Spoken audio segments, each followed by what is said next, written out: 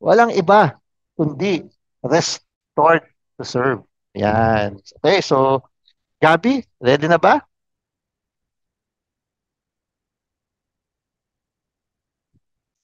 Nakashare na ba? Kita? Alright.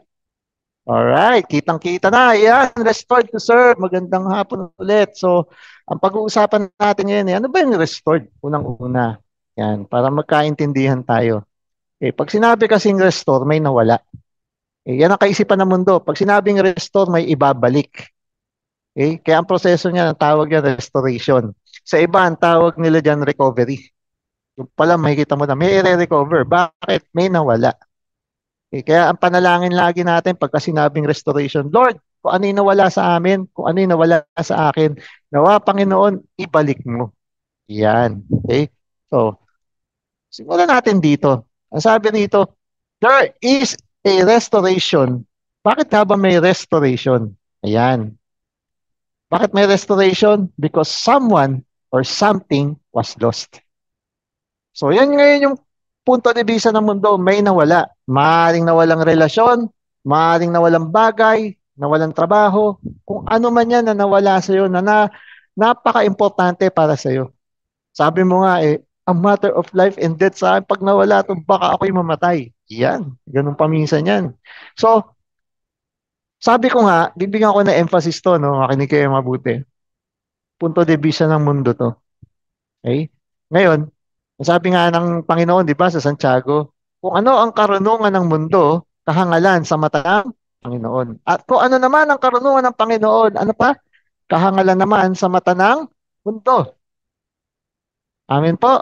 Kaya, tignan ngayon natin, kasi ito, punto de vista ito. Ito ngayon yung ayon sa mata ng mundo na may nawala, kaya kailangan may maibalik. Amen? Okay. At ang sabi pa dito, bakit nawala? Kasi may mga pagsubok. Okay? So dahil sa mga pagsubok, paghihirap, mga challenges sa buhay, mga problema sa buhay, kaya may nawala.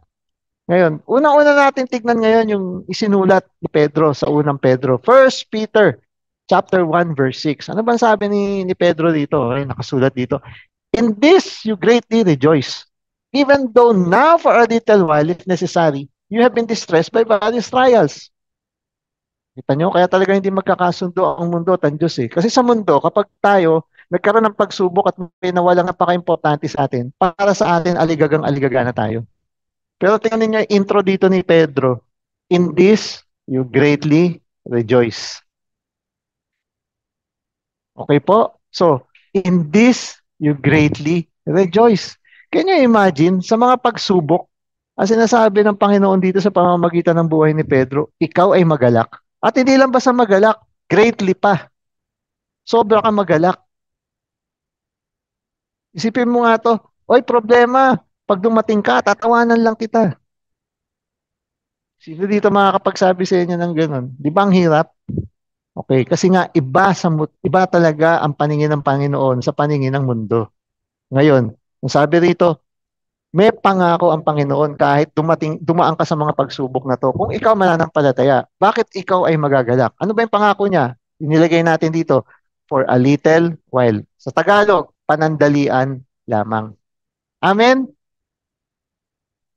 Kasi pag may mga dumating na mga pagsubok sa atin, to tatanungin ko kayo, may dumating na ba pagsubok sa inyo na 10 taon, 20 taon, 30 taon, o mahigit kalahati ng buhay ninyo? Tumigil na yung buhay nyo dahil dun sa tinatawag na pagsubok na yan. Bibihira, di ba? Karamihan kahit na matitinding pagsubok. Kung babalikan natin ang mga buhay natin ngayon, matatawa ka na lang dahil nung panahon na dumada ka sa pagsubok, ang iniisip mo, parang maguguho na ang mundo mo. Para ka na mauupos na kandila. Sabi nga ng iba. Pero sa katotohanan, ano nangyari? Pag binalikan mo, ay, naligpasan ko rin pala yun. Amen? Kasi nga hindi ka papayagan ng Panginoon na dumaan sa pagsubok, lalo na kung tunay kang mananampalataya na hindi mo kakayanin. Nasusulat din sa salita niya sa Romans. Kaya dito, mag-focus tayo sa sinabi ni Pedro, magalak ka. Greatly rejoice. Why? Kasi may ginagawa ang Panginoon. Lagi natin sinasabi, may ginagawa ang Panginoon. Mamaya, mas lalaliman natin. Ano ba yung ginagawa ng Panginoon dito? Ngayon, pumunta tayo sa 1 Peter 5:10. So, trials yan, pagsubok. Ano sabi dito ni Pedro naman?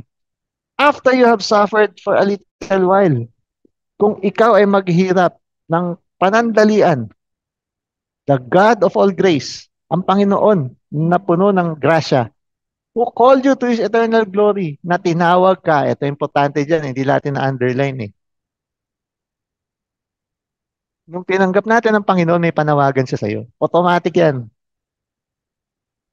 Hindi dahil tinanggap natin ng Panginoon hanggang salvation lang. Okay? Yung gift of salvation na yan, merong ine-expect ang Panginoon sa atin. Ano yun? Balikan natin yung The Great Commission. Ano ba yung The Great Commission sa Matthew? Kalat mo ang magandang balita hanggang sa ikaapat na sulok ng mundo. Mabaptismuhan sila, yung mga binigyan natin ng magandang balita sa ngalan ng Ama, Anak at ng Espiritu Santo. Anong susunod na verse doon sa verse 20? Ang sabi ron, at ituro mo sa kanila ang mga utos at alituntunin ko. Amen? So lahat tayo yun. Wala exempted. Amen? So talagang may panawagan sa'yo. Maaaring ang panawagan sa'yo, kung doon ka sa kape at pandesal, kung familiar kayo sa kape at pandesal ng The Hub of Christ Parañaque, maaaring hindi ikaw ang nangangaral, hindi ikaw nagsasalita, ikaw naman ang namimingwit ng mga kaluluwa. Maaaring hindi naman ikaw namimingwit, magaling ka magtimpla ng kape, ikaw ang nagtitimpla ng napakasarap na kape dahil ito ay nakakatulong lalo na sa pakikipag-usap dun sa mga tao, okay, na ipinamamanhik natin ang salita ng Panginoon. So, hindi talaga pwede sabing wala kang pwedeng gawin. May pwede kang gawin. Amen? So, may panawagan yan. So, who call you to His eternal glory in Christ. Ito naman ang pangako rito. Unang pangako niya, dataan ka dyan, panandalian lang yan. Pero itong pangako niya. Ito na yung purpose kung bakit dumadaan ka sa trials and sufferings. Anong sabi ng Panginoon dito? Will Himself. Siya mismo. Anong gagawin niya? 4. Kulang dito to eh. Sa ibang version, 4 kasi to. Sa version na to, 3 lang ang minention. Ang una, perfect you. Ano yung isa ng perfect? Kung may kapusan ka, ang kakumpletuhan mo ang Panginoon. Ulit. Kung may kakapusan ka, ang kakumpletuhan mo ang Panginoon. So, sa mga pagkakataon na dumaan ka sa pagsubok, okay, nasa dulo ka na ng lubid mo, ng PC mo, balik tanaw ka, paano ka nakasurvive? Halimbawa, ito na, nahabol na ako ng due date ng utang, paano ko mababayaran to? Ilang beses na narinig namin testimonya na at the very last minute, biglang magkakaroon naman ng obra sa sirkumstansya ng buhay nila. Biglang may magpo-provide. Amen? So, at ano naman ang naging ginawa ng mga taong to na akala nila dulo na, akala nila kapos na. Manalangin. Ano susunod sa pananampalataya? By faith. At ano nangyari? Yung hindi nila magawa, gumawa na sa sirkumstansya ang Panginoon. Okay? At mas lalo nilang nakilala ang Panginoong nakilala natin. Kaya, perfection. Hindi ibig sabihin na perfect score. Ang ibig sabihin ng perfect po dito, kakompletuhan, kasapatan. Amen? Another aspect po ng perfect dito ay tinatawag na kakontentuhan. Nung araw, naalala ko, personal na lang na testimony ito. Minsan na medyo nag-iinarte kapag bibili ka ng damit. Siyempre, may kakayanan ka naman. Gusto mong damit lagi, as much as possible, yung signature. Feeling mo pag hindi signature o hindi branded o hindi imported, parang hindi ka tao. O di ba ganyan yung iba sa atin, lalo na yung may kakayanan. Pero pagka naging tunay na Kristiyano ka, hindi na pala importante kung ano yung halaga ng sinusuot mo. Ang importante na ngayon, mga kapatid, decente ba? Dati hindi ko iniisip yung tungkol sa mga sale. Hindi ko iniisip dati na paano kung local. Pero ngayon, wala na, wala na yun. Kasi yung perfection ngayon, ng isang angulo dyan, kakontentuhan. Ang tawag doon, contentment. Amen po. Next, confirmation. Ibig sabihin, kinukumpirma. Kasi nakikita. So, ibig sabihin, kitang-kita sa'yo. So, tanong, may confirmation ba yung pagpapala sa buhay mo? May confirmation ba yung kaligtasan mo? May confirmation ba yung pananampalataya mo? Sample, sa panahon na nagkakaroon ng mga pagsubok, okay? Diba, pamilya kayo. Kung ikaw yung tunay na mananampalataya ron, kung ikaw pa yung unang maaaligaga, kung ikaw pa yung unang magwawala, kung ikaw pa yung unang mawawala, pati sa gawain, ay parang walang confirmation yung pananampalataya. Amen? So, paano ka papasok sa process of restoration kung yung faith mo kakapusing ka? Yung susunod dito, sa ibang version, bago establish, meron pa eh. Strengthen. Ano yun? Sa ibang version, empower. Kalakasan.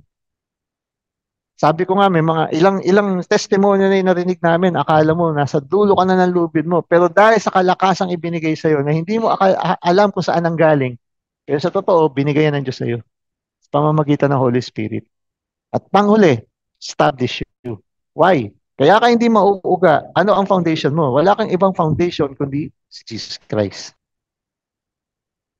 Ano sabi ng salita niya? Kung ikaw bilang isang bahay, kasi tayo na ang bagong buhay na bahay at templo ng Panginoon eh.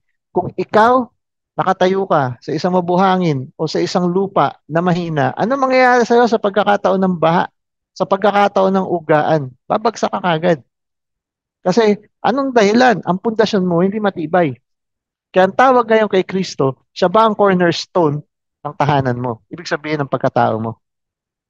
Si Kristo ba ang bedrock o foundation ng living temple? Walang iba kundi ikaw at ako. So, kung established ka kay Kristo, kung strengthened ka by the Holy Spirit, kung may confirmation sa buhay mo, yung pananampalataya mo, at higit sa lahat, pinaubaya mo sa Panginoon yung kakapusan mo, kaya meron ka kakompletuhan at kakontentuhan. Okay? Lahat yan, sama-sama yan. Combo meal, package deal, ibibigay sa iyo ng Panginoon. Bahagi yan para matawid ka doon sa proseso ng restoration. Naintindihan po natin. So ngayon, babaguhin ngayon natin yung definition ng restoration na hindi dahil may nawala na bagay, may nawalang tao sa buhay mo, may nawalang relasyon, kung ano man yung nawala na yan, trabaho, nawala yung ambition mo, etc., etc. Babaguhin ngayon natin yung focus ngayon. Di naman natin naalis na may nawala. Pero ang gusto ng Panginoon, kunin niyo doon sa salitang binanggit ko kanina, saan ka magpo-focus? Kasi ang mundo gusto mag-focus ka doon sa nawala. Ang Panginoon gusto mag-focus doon sa nagwala. Sino ba yung nagwala? Tayo. Kaya tayo nawalan kasi nagwala tayo. Yun ang katotohanan doon. Amen?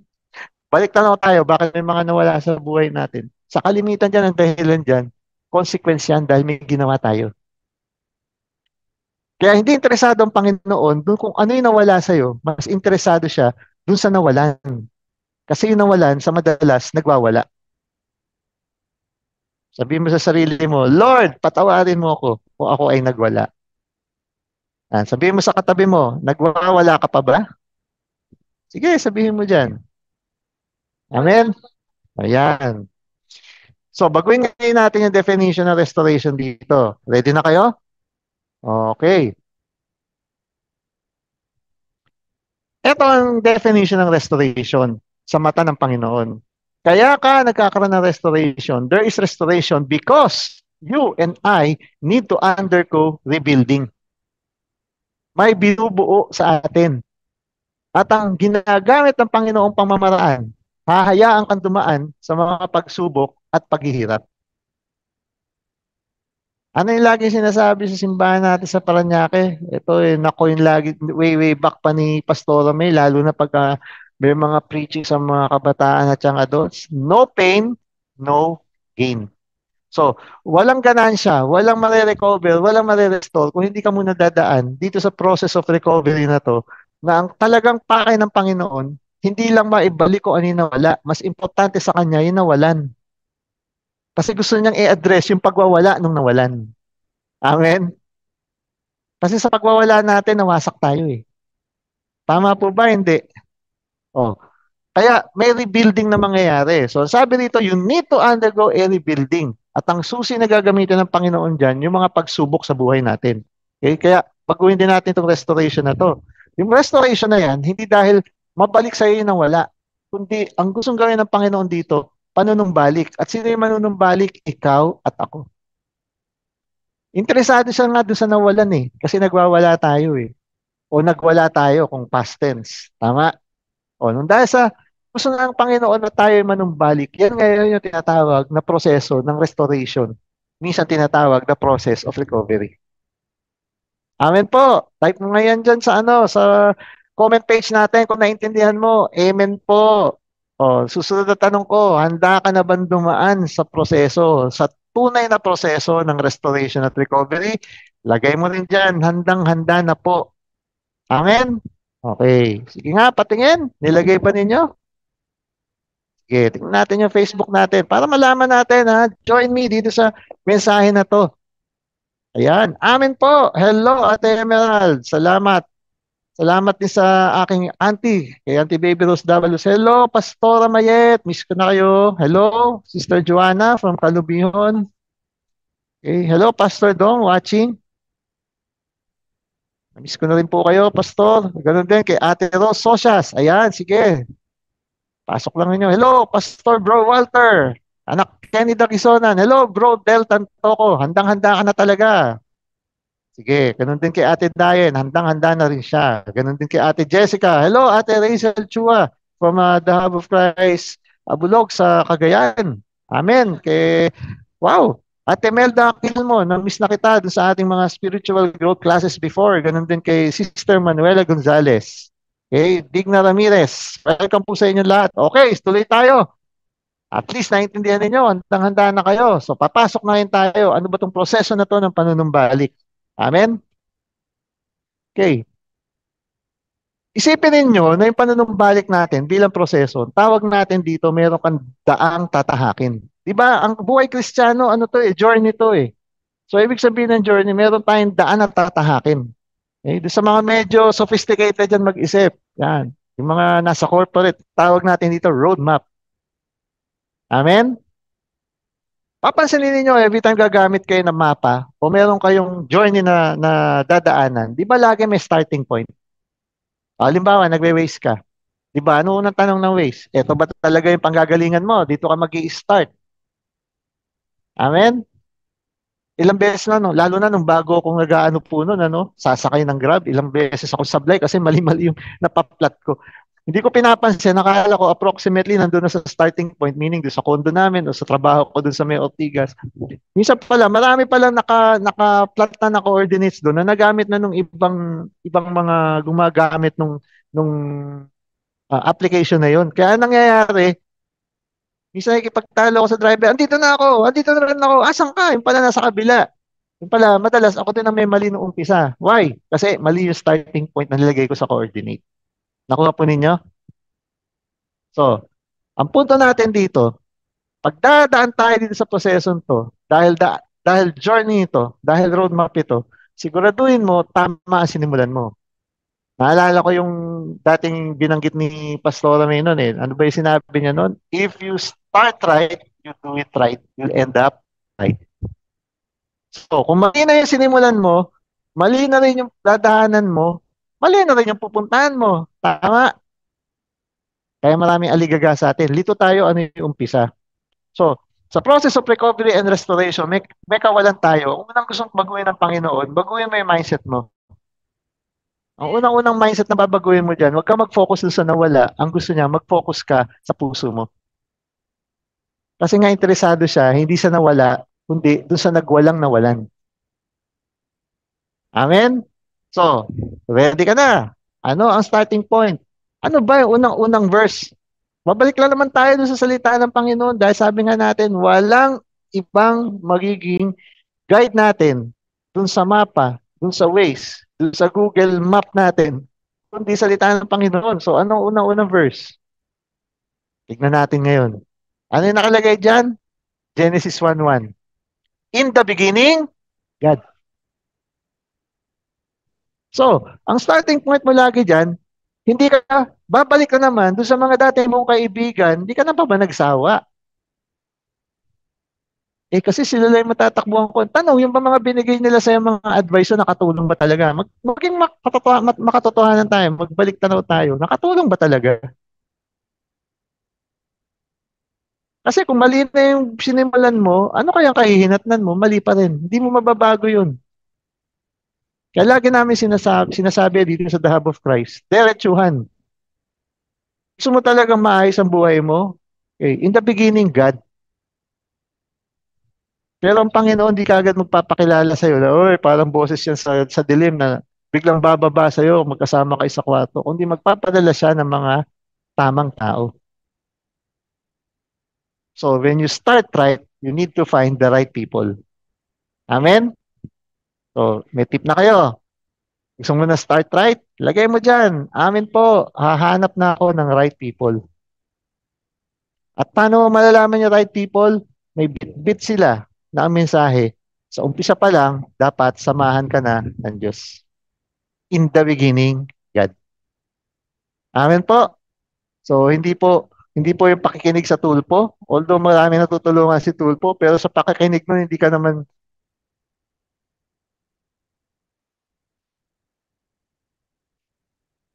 May sabi po dito, something went wrong with the audio. May problema po ba? Naririnig po ba? Hindi.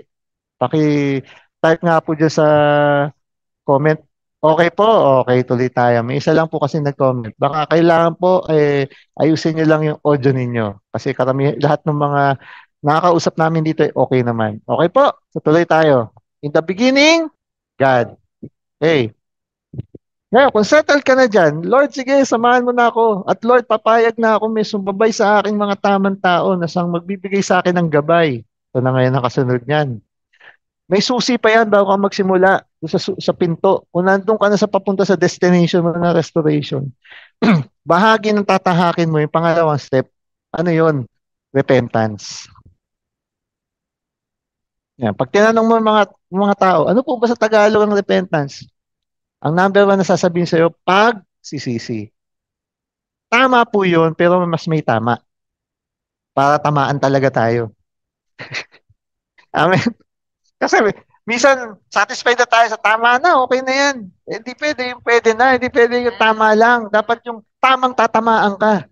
Gusto mo ba yung tamang tatamaan ka? Sabihin mo dyan, ready na pa ako magpatama. Lagay mo dyan, sige, bago tayo dumiretso, para sigurado tayong maganda yung usapan natin ngayon. Ayan, okay. O, ready na magpatama? Okay. Ang ibig sabihin ng repentance, hindi lang po pagsisisi, maliit na bahagi lang yung pagsisisi. Ready ka na? Ang tunay na repentance, pag kinuha mo yung definition sa Panginoon, ibig sabihin ng repentance, pagbabalik loob. O ngayon, pagdikitin ngayon natin, ano yung malaking proseso at larawan ng restoration? Panunumbalik. Sino ang manunumbalik? Yung nawala. Ano yung gustong ibalik ng Panginoon? Ano yung sabi ko doon sa repentance? Pagbabalik loob. Kaya interesado ang Panginoon sa loob mo, hindi panlabas. Lord, nagbabalik ako, dito naman yung presensya ko eh. Andito ka nga, umaattend ka, puso mo nasan? Amen po. So, interesado siya doon sa kalooban mo, hindi siya interesado siya sa puso mo. Hindi siya interesado doon sa umattend ka lang. Iba yung attendance sa presence. Amen po. So, yung attendance, pumirma ka lang para masabi, oy, umattend ako ha. Tanong, kamusta yung kondisyon ng puso mo? Andun ba yung presensya mo? Kasi kung wala yung presensya mo ro, di mo rin mararamdaman, di mo rin ma-experience yung presensya ng Panginoon. Kaya dyan marami ang sumisemplang. Umpisa pa lang. Lord, nagsisi na ako. Tingin ko pinatawad mo na ako. Okay na. May iba akong mga kilala niya after ng pagsisisi at pinagpala. Wala na. After 1, 2 weeks ng pag-attend, di ko na nakikita. Amen po. Kasi ang tingin natin sa repentance, pagsisisi, ang gusto ng Panginoon pagbabalik loob. At ang pagbabalik loob, mahabang proseso po yan. Always remember, dahil sa unang kasalanan ng mga magulang natin, 180 degrees, tumalikod tayo sa Panginoon. Parang ganito yan, para madaling maintindihan. Pag natutulog ka sa gabi, di ba, nararamdaman niyo to, lalo na yung medyo nagkakaedad, katulad natin. Pagka hindi ka bumaling sa kabila, nasanay ka, halimbawa, sa kanang ka na nakabaling ng ganun, ano kaya mararamdaman mo pagising sa umaga? Stiff neck. Paano mo malalaman yon? Pag pinilit mo ngayon bumaling sa kaliwa, ang sakit. Kaya sabi mo, teka, wait lang, dito muna sa kanan. Okay, apply ngayon natin yan, catch the spirit. For so long, natanay tayo, nakabaling tayo, nakatalikod yung leeg natin sa Panginoon. Ngayon, nung nagising tayo, gusto ng Panginoon ng bahagi ng pagbabalik loob, humarap ka sa Kanya. Ang hirap niyan, kasi nasanay ka na kaganito. May stiff neck ka ngayon, papunta ngayon sa Kanya. So, di ba masakit? Kaya hindi madali ang pagbabalik loob. Kasi para tayo may stiff neck. Pero ang na-stiff neck sa atin, puso at spirito natin. Amen po. So, hindi po madali ang repentance ha. Hindi lang po yung pagsisisi. Kasi kung pagsisisi yan, mauuwi tayo na nagkasala, magsisi. Para transactional, nagkasala tayo, pagsisisi na po. O pinatawad na ako, pakiramdam ko, naibsan na yung aking damdamin, pagsisisi na at pinatawad na ako. O ulit ka na naman. Parang walang pinagbago yan doon sa dati nating ginagawa eh. Monday to Friday, hangal. Pagdating ng Sabado, kumpisalan. Para pagdating ng Linggo, banal. Kasi para makatanggap ng komunyon. Pati ngayon yung katawan ng Panginoon, binastos natin. Yan ang katotohanan dyan. O pagdating ng Lunes, balik na naman sa kahangalan. Kasi may Sabado naman, may kumpisalan eh. Tama po. So, binaboy natin, binabawa natin yung salitang repentance. Hindi lang po yung pagsisisi, pagbabalik loob. Hagi lang yung pagsisisi ron. Amen po. Okay, sabihin mo kung kaya mo pa. Type mo dyan. Kaya mo pa ba? Sabihin mo dyan, kaya ko pa po. Nagsisimula pa lang tayo. Kung di mo na to kaya, paano pa? Amen po. Kung di mo pa kaya lulunin agad ngayon, pwede namang pagpatuloy mo mamaya, pause ka muna. Pero kung ako sa'yo, mas maganda live, marinig mo to.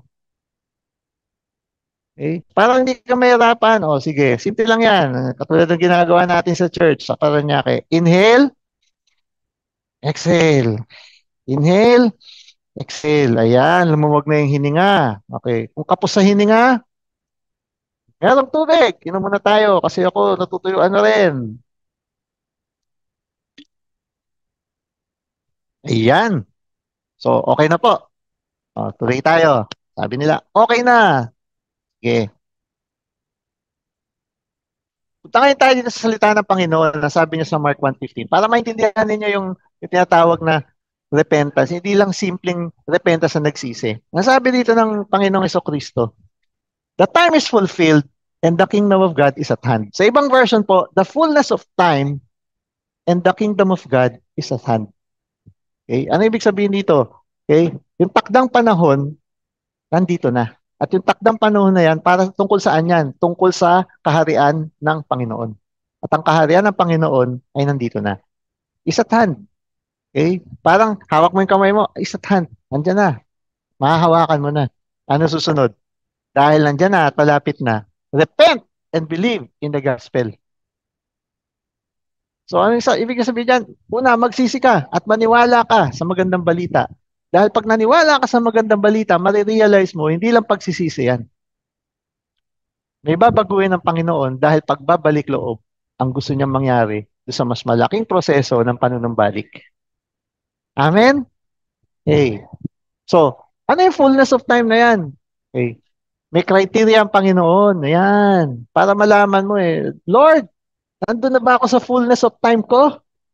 O ako ay full pa rin? O, dalawa kasi yung full sa English eh. Okay? Napuno ka na ba? Kaya pagod ka na? O gusto pa rin maging hangal? F-O-O-L. So, dalawa yan. Mamili ka. Are you a fool? O pagod ka na? Kaya you need the fullness of time of the Lord. Amen? Okay. O, type mo dyan. Sabihin mo, Lord, ang gusto ko na fullness of your time. Yan. Pero kung hindi ka pa handa, lagay mo dyan, Lord, gusto ko pa rin maging hangal. Lagay mo dyan, gusto ko pa rin pong maging full. Siguro naman walang ganun sa atin. Okay. Ito na ngayon yung proseso na sinasabi ko, nadadaanan mo. Pansinin mo, bakit parang cycle? Okay? Kasi ihahalo ka. Imagine niyo halimbawa magluluto ka let's say ng cake o pancake. Okay? O kaya sabihin na lang natin na tinapay. Pwede bang yung harina, lagyan mo lang ng tubig, tapos lagay mo na sa oven, magiging cake na lang yan na tinapay? Di ba hindi? Ano nangyayari? Hahaluin mo siya hanggang sa maging pinong-pino at handa na. Tama? So may pinuhan na mangyayari. Pipinuhin ng Panginoon yung pagkatao natin sa loob. Ano yun? Yung puso at spirito mo at sa akin. So, may tatlong steps po yan para madali natin maintindihan. Okay. Siyempre, yung unang-una, restore. Ano yung restore ng Panginoon sa'yo? Punta tayo sa 1 Peter 5:10, yung sinabi natin kanina. May pangako ang Panginoon, sandali lang yan.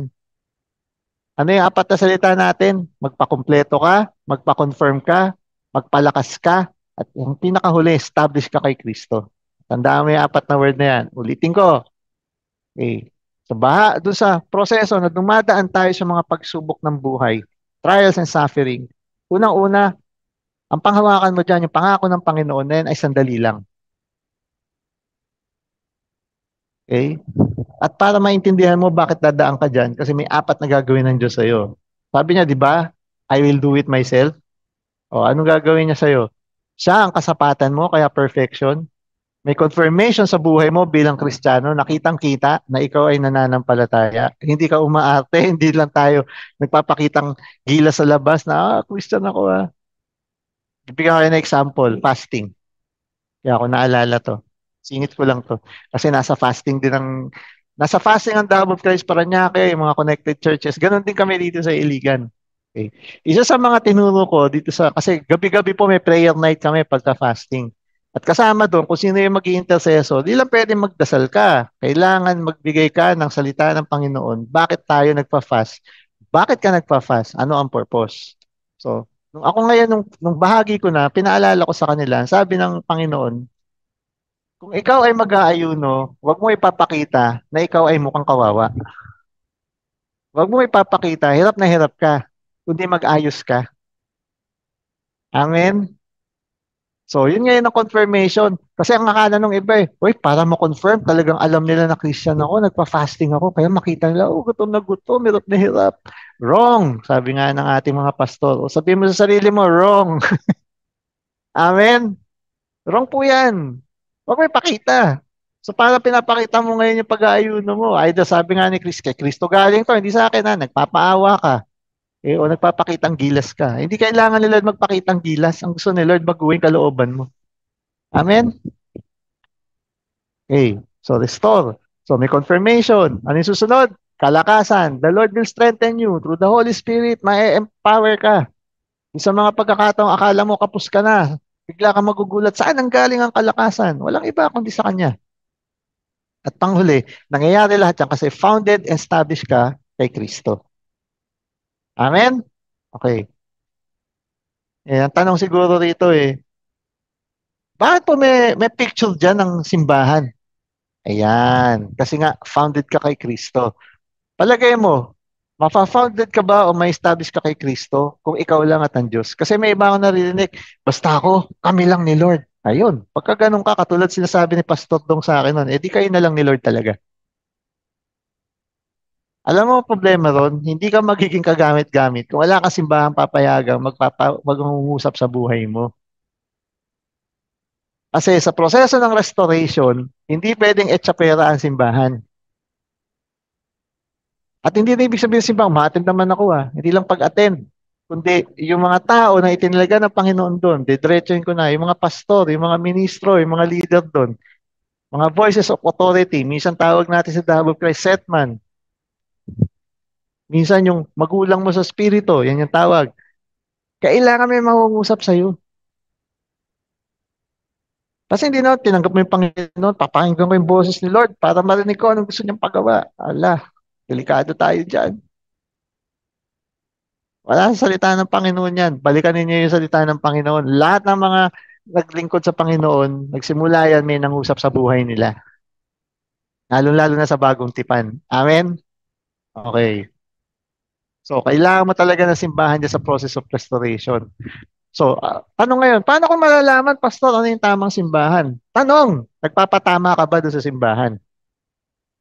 Kasi kung purpose mo, kaya ka nagpunta sa simbahan para maibsan yung damdamin mo sa pagsisisi at di ka naman nagpapatama, ay mali yung simbahan pinupuntahan mo. Ang pinupuntahan mo, kapatid, ang kailangan mo, guidance counselor. Para sa mga panahong iiyakan ka after ng goodbye. Hindi po, hindi simbahan ang hinahanap mo. Kailangan mo counseling lang. So, guidance counselor ang kailangan mo, hindi church. Etong problema dyan, hindi ka mabubuo. Amen? Yan ang katotohanan dyan. So, gusto mo magpabuo, o hindi mo pwedeng itsapera ang simbahan. At ano yung tamang simbahan? Yung willing at hindi matatakot na tamaan ka. Okay? Ikaw naman, bilang isang bilang isang isang mananampalataya na gusto magpabuo, willing ka, hindi ka naman iling ng iling. Narinig ko, naalala ko, binanggit ni Pastor Mavicat, naalala ko rin, binanggit ni Pastor Peter yan sa, I think, sa una niya session, sa two-part series niya na dito sa DLS, di ba? So, baliwala, kung iling ka ng iling. Nasa tamang simbahan ka na, iling ka naman ng iling. Ang gusto nga i-break ni Lord yan, yung will. Kaya wag na lang iling ng iling. Sabihin mo na lang, panghawakan mo na lang yung sinabi ni Kristo, not my will, Father, but your will be done. Amen? Ay, oh, tubig ulit. Sige, inom lang kayo ng tubig kung medyo parang nahiringan dyan. Amen po. Oh, sige. Diretso tayo sa pangalawa. Ano yung pangalawang bahagi nito? Nakalagay dito, reverse. Ano yung reverse dito? Kasi minsan tayo, urong, sulong. Minsan one step forward, two steps backward. Minsan, mas marami talaga yung steps, hindi lang two steps, naging 3, 4, 5 hanggang sa mag-backslide. Ano ibig sabihin po ng pagba-backslide dito? Binabalikan mo yung lumang buhay. Kasi ang katotohanan, bahagi ng proseso ng recovery and restoration na transform ka from old to new life. Yun po talaga yun. It's a transformation of your life from old to new life. Kaya lang minsan, hirap bitawan. Tumawag yung mga barkada. Minsan lang. Ayun, minsan pa. Imbis na kantahin, minsan pa Jesus. Ang nauwi, minsan pa barkada. Amen? Huwag mo nang balikan yun. Luma na yun. Pumunta tayo sa Romans 7:15. Okay? Ano ba sabi ng Romans 7:15? Basahin natin. For I do not understand what I am doing. I am not practicing what I want to do, but I do the very thing I hate. Sino nagsalit ito? Si Pablo. Okay? Sulat niya to para doon sa simbahan sa Roma. Ano sabi niya? Kahit ako naglilingkod na, may mga pagkakataon hindi ko maintindihan ang sarili ko. Minsan nagagawa ko pa yung mga bagay na alam ko hindi ko dapat gawin. Diyan kinuha na yun ni Andrew E. yung kantang gusto kong bumait, pero di ko magawa. Yan yung nagiging dahilan ngayon natin. At sinasabi natin, tao lang kasi ako. At dahil tao lang ako, gusto kong bumait, di ko magawa. Wrong. Sabi mo sa katabi mo, pagka ganyan ang katwiran, sabi mo sa kanya na ngayon din, wrong. Sabi mo, wrong. Okay? Hindi ibig sabihin dumadaan ka doon sa proseso ng restoration. Lagi nating gagamiting dahilan, etong gusto kong bumait pero hindi ko magawa. Etong katotohanan dyan, gusto nyo diretsuhan? Kaya mo yan nasasabi kasi sa totoo, ayaw mong bitawan. Kasi sa proseso ng restoration, ang sabi ng Panginoon, yes, may nawala sa'yo, pero gusto ng Panginoon mag-focus doon sa nawalan. Pero sa katotohanan, there's something sa kalooban natin na hindi natin mapakawalan. Gusto niyo malaman kung ano yan? Okay. Sabi ng Panginoon, doon sa libro ni John, ang sabi niya, kay John the Beloved, alam mo anak, tatlo ang gatilyo ng kasalanan. Ganyan to lust of the flesh, lust of the eyes, pride of life. Ulit. Ano sabi doon sa John? Lust of the flesh, lust of the eyes, pride of life. Okay. Alam niyo saan simula yan? Doon pala sa Genesis. Yan ang ginamit doon sa babae. Tama? Ano sinabi kay Eva? Oh, pag kinagat mo yan, masarap yan. Lust of the flesh. Di ba? Tignan mo yung bunga. Kaya gandang tignan. Imagine mo na lang. Masarap sa pakiramdam yung hagod niyan pag kinagat mo. Lust of the eyes. Yung lust of the flesh at lust of the eyes, pwede mo yan takbuhan. Amen? Pwede mo naman takbuhan yung bunga eh. Ano yun? Yung bunga ng tukso. Anong tukso yan? Okay? Ako, ito na naman, mamahaling bagay. Kailangan mo ba? Ako, ito na naman, ang pogi. Maling relasyon. Ito na naman, ang ganda. Nadala ka na naman ng damdamin mo. Tama ba? Okay. Ito pa, may dagdag pa dyan. Ay, bakit sila lang nakakapunta doon? Vacation na. Nasa ministry ka. So, bibitawan mo ngayon yung assignment mo kasi gusto mo sumama doon sa mga barkada dahil nainggit ka. Buti pa sila nakakapag-selfie, ang ganda-ganda ng bagong resort. O, diba? Minsan ganun kababaw, pero yung nakatotohanan. Tama po ba? So, last of the flesh, last of the eyes. Pwede mo yan takbuhan. Ito nga ang problema, yung pangatlo. Kaya ito yung sinasabi ni Kristo, pinakamahirap. Pride of life. Ano yung huling-huling sinabi ng kaaway kay Eva? Kaya si Eva bumigay. Pag kinagat mo yung bunga niyan, pantay na kayo ng tatay mo. Sino yung tatay? Yung ama. O, balik tayo sa mga buhay ng mga anak at mga magulang. Pag kinagat mo yan, di mo na kailangan magpaalam sa magulang mo. Kasi kaya mo na.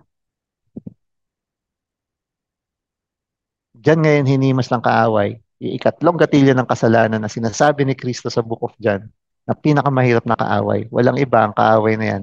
Ikaw. Kaya sabi ni Paul sa Romans, wala ka ibang gagawin, humarap ka sa salamin. Yan ang number one, public enemy. Amen? Ano yon? Yung pride of life. Kasi ang gusto ng Panginoon, isuko mo, yung natitira pa, kung ano yung will, yung matigas na will na meron ka. Kasi hindi mapupuno yung pagkatao mo ng Espiritu Santo kung may natitira pa dyan. Huwag na natin pag-usapan yung kasalanan. Ang pinag-uusapan dito yung makasalanang kalikasan. At ang gatilyo ng makasalanang kalikasan, binanggitan ni Kristo yung tatlong yun. Yung dalawa, pwede mong takbuhan.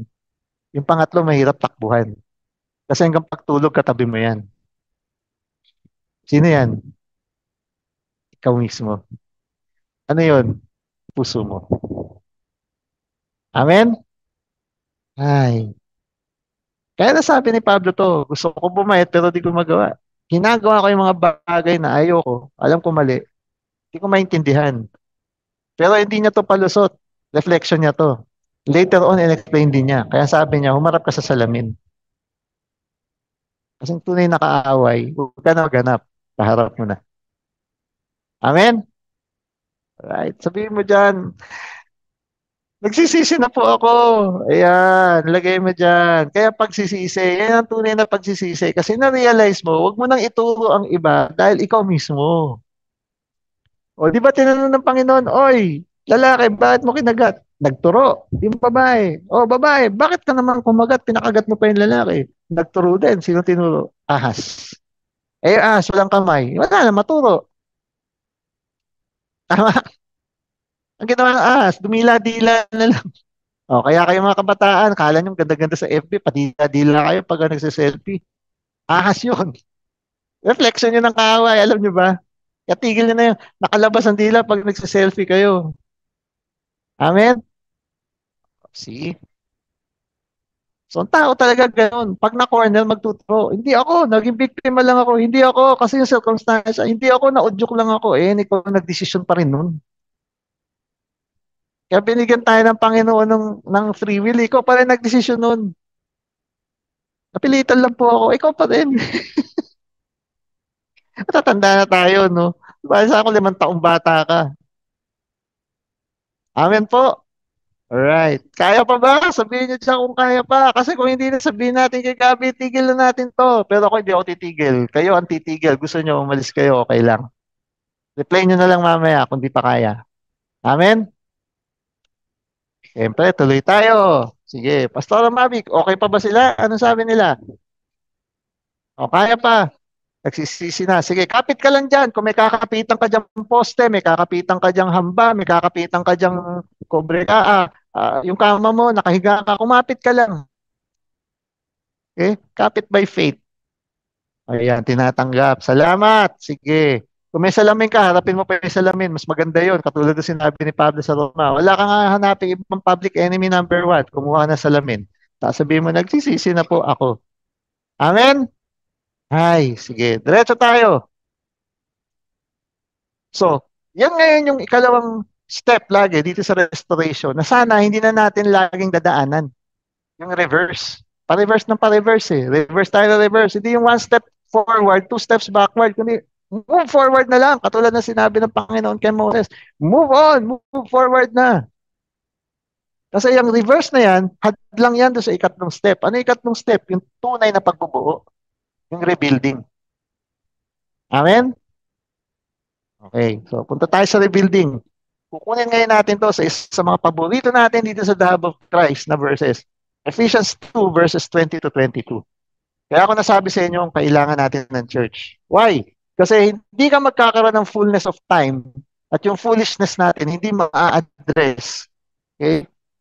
Kung hindi tayo dadaan dito sa proseso na sinasabi ni Pablo sa mga taga-Efeso, na sinulat niya dito sa Ephesians 2. So puntahan natin na Ephesians 2 verse 20 to 22. Sabi dito ni Pablo, having been built on the foundation of the apostles and and prophets, Christ Jesus himself being the cornerstone, kaya mo kailangan ng church eh. Ito yun. Built on the foundation of apostles and prophets. Ano ba yung mga apostles? Pag sinabing apostles, okay, hindi po yung may titulo. Minsan may nakikita ako, sorry po sa, pasantabi lang po doon sa ibang mga kasamahan nating naglilingkod. Hindi nyo naman kailangan ilagay sa calling card yung apostle eh. Amen? So tunay na sina Pedro ba pansinin niyo pag nagsusulat sina Pablo at sina Pedro, nakalagay ba doon I'm the apostle? Hindi, nakalagay doon I'm a bond servant, I'm a slave of Christ. O ilagay na lang natin doon sa titulo natin, bond servant. Ilalagay pa natin apostle.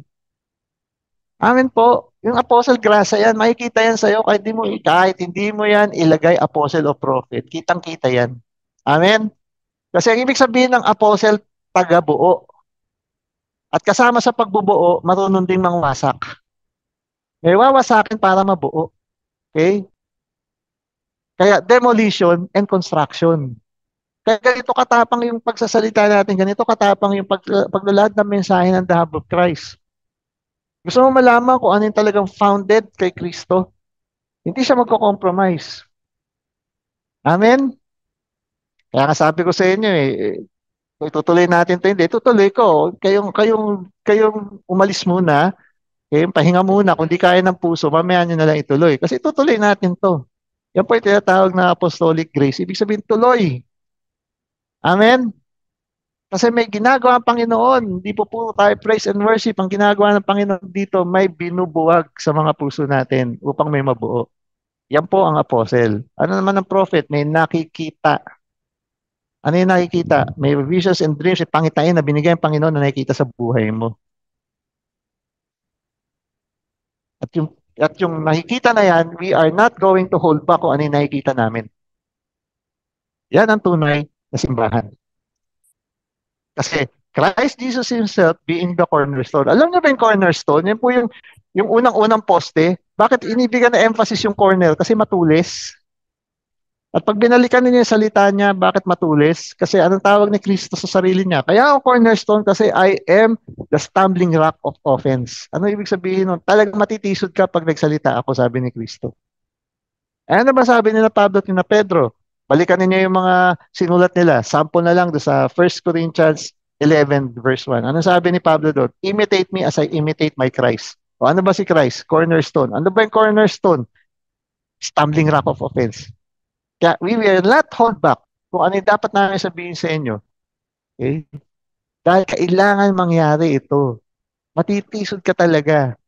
So sino pa magsasabi sa'yo? Gusto mo mundo pa magturo? Hindi ka pa ba nagsawa? Ay, yung mga kabataan nakikinig dyan, di pa ba kayo nagsawa? Yung mga nanay, di pa ba kayo nagsawa sa mga marites nyo kaibigan? Sa mga tatay, di pa ba kayo nagsawa sa mga maling barkada? Amen? Okay. Ito muna tayo. Para medyo lumuwag ang hininga. Sige po, sabihin nyo.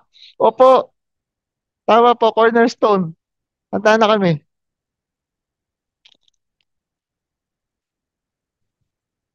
Ayan, okay. Punta muna tayo dito sa mga kasama nating nagko-comment. Okay. Sabi nila, Amen, kaya pa po. Oh, sige, kapit lang. Sabi ni, no, ito talaga matibay to si Mami Cola from Santa Mesa. Amen, patuloy po, Pastor. Marami kaming matututunan. Ayan. Tapos hindi nakikita ni Mami Cola, siya ay nasasaktan. Ang nakikita niya, natututo siya. So, sana ganyan ang kondisyon ng mga puso natin. Amen po. Oh, ako, nag-react si Sister Rose Socias. Sawang-sawa na po yun sila, Pastor. Ay, salamat naman, nagsawa na ate. Answered prayer tayo. Ate Evelyn, salamat. From Makati and Davao. Amen din. Okay.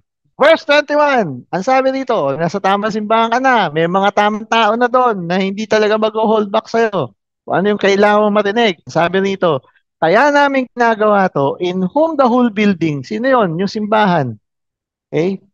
Being fitted together, growing into a holy temple. Ano ba yung fitted together? Ibig sabihin nun, ikaw dapat, siksik mo yung sarili mo at ikaw ang makibagay doon sa loob.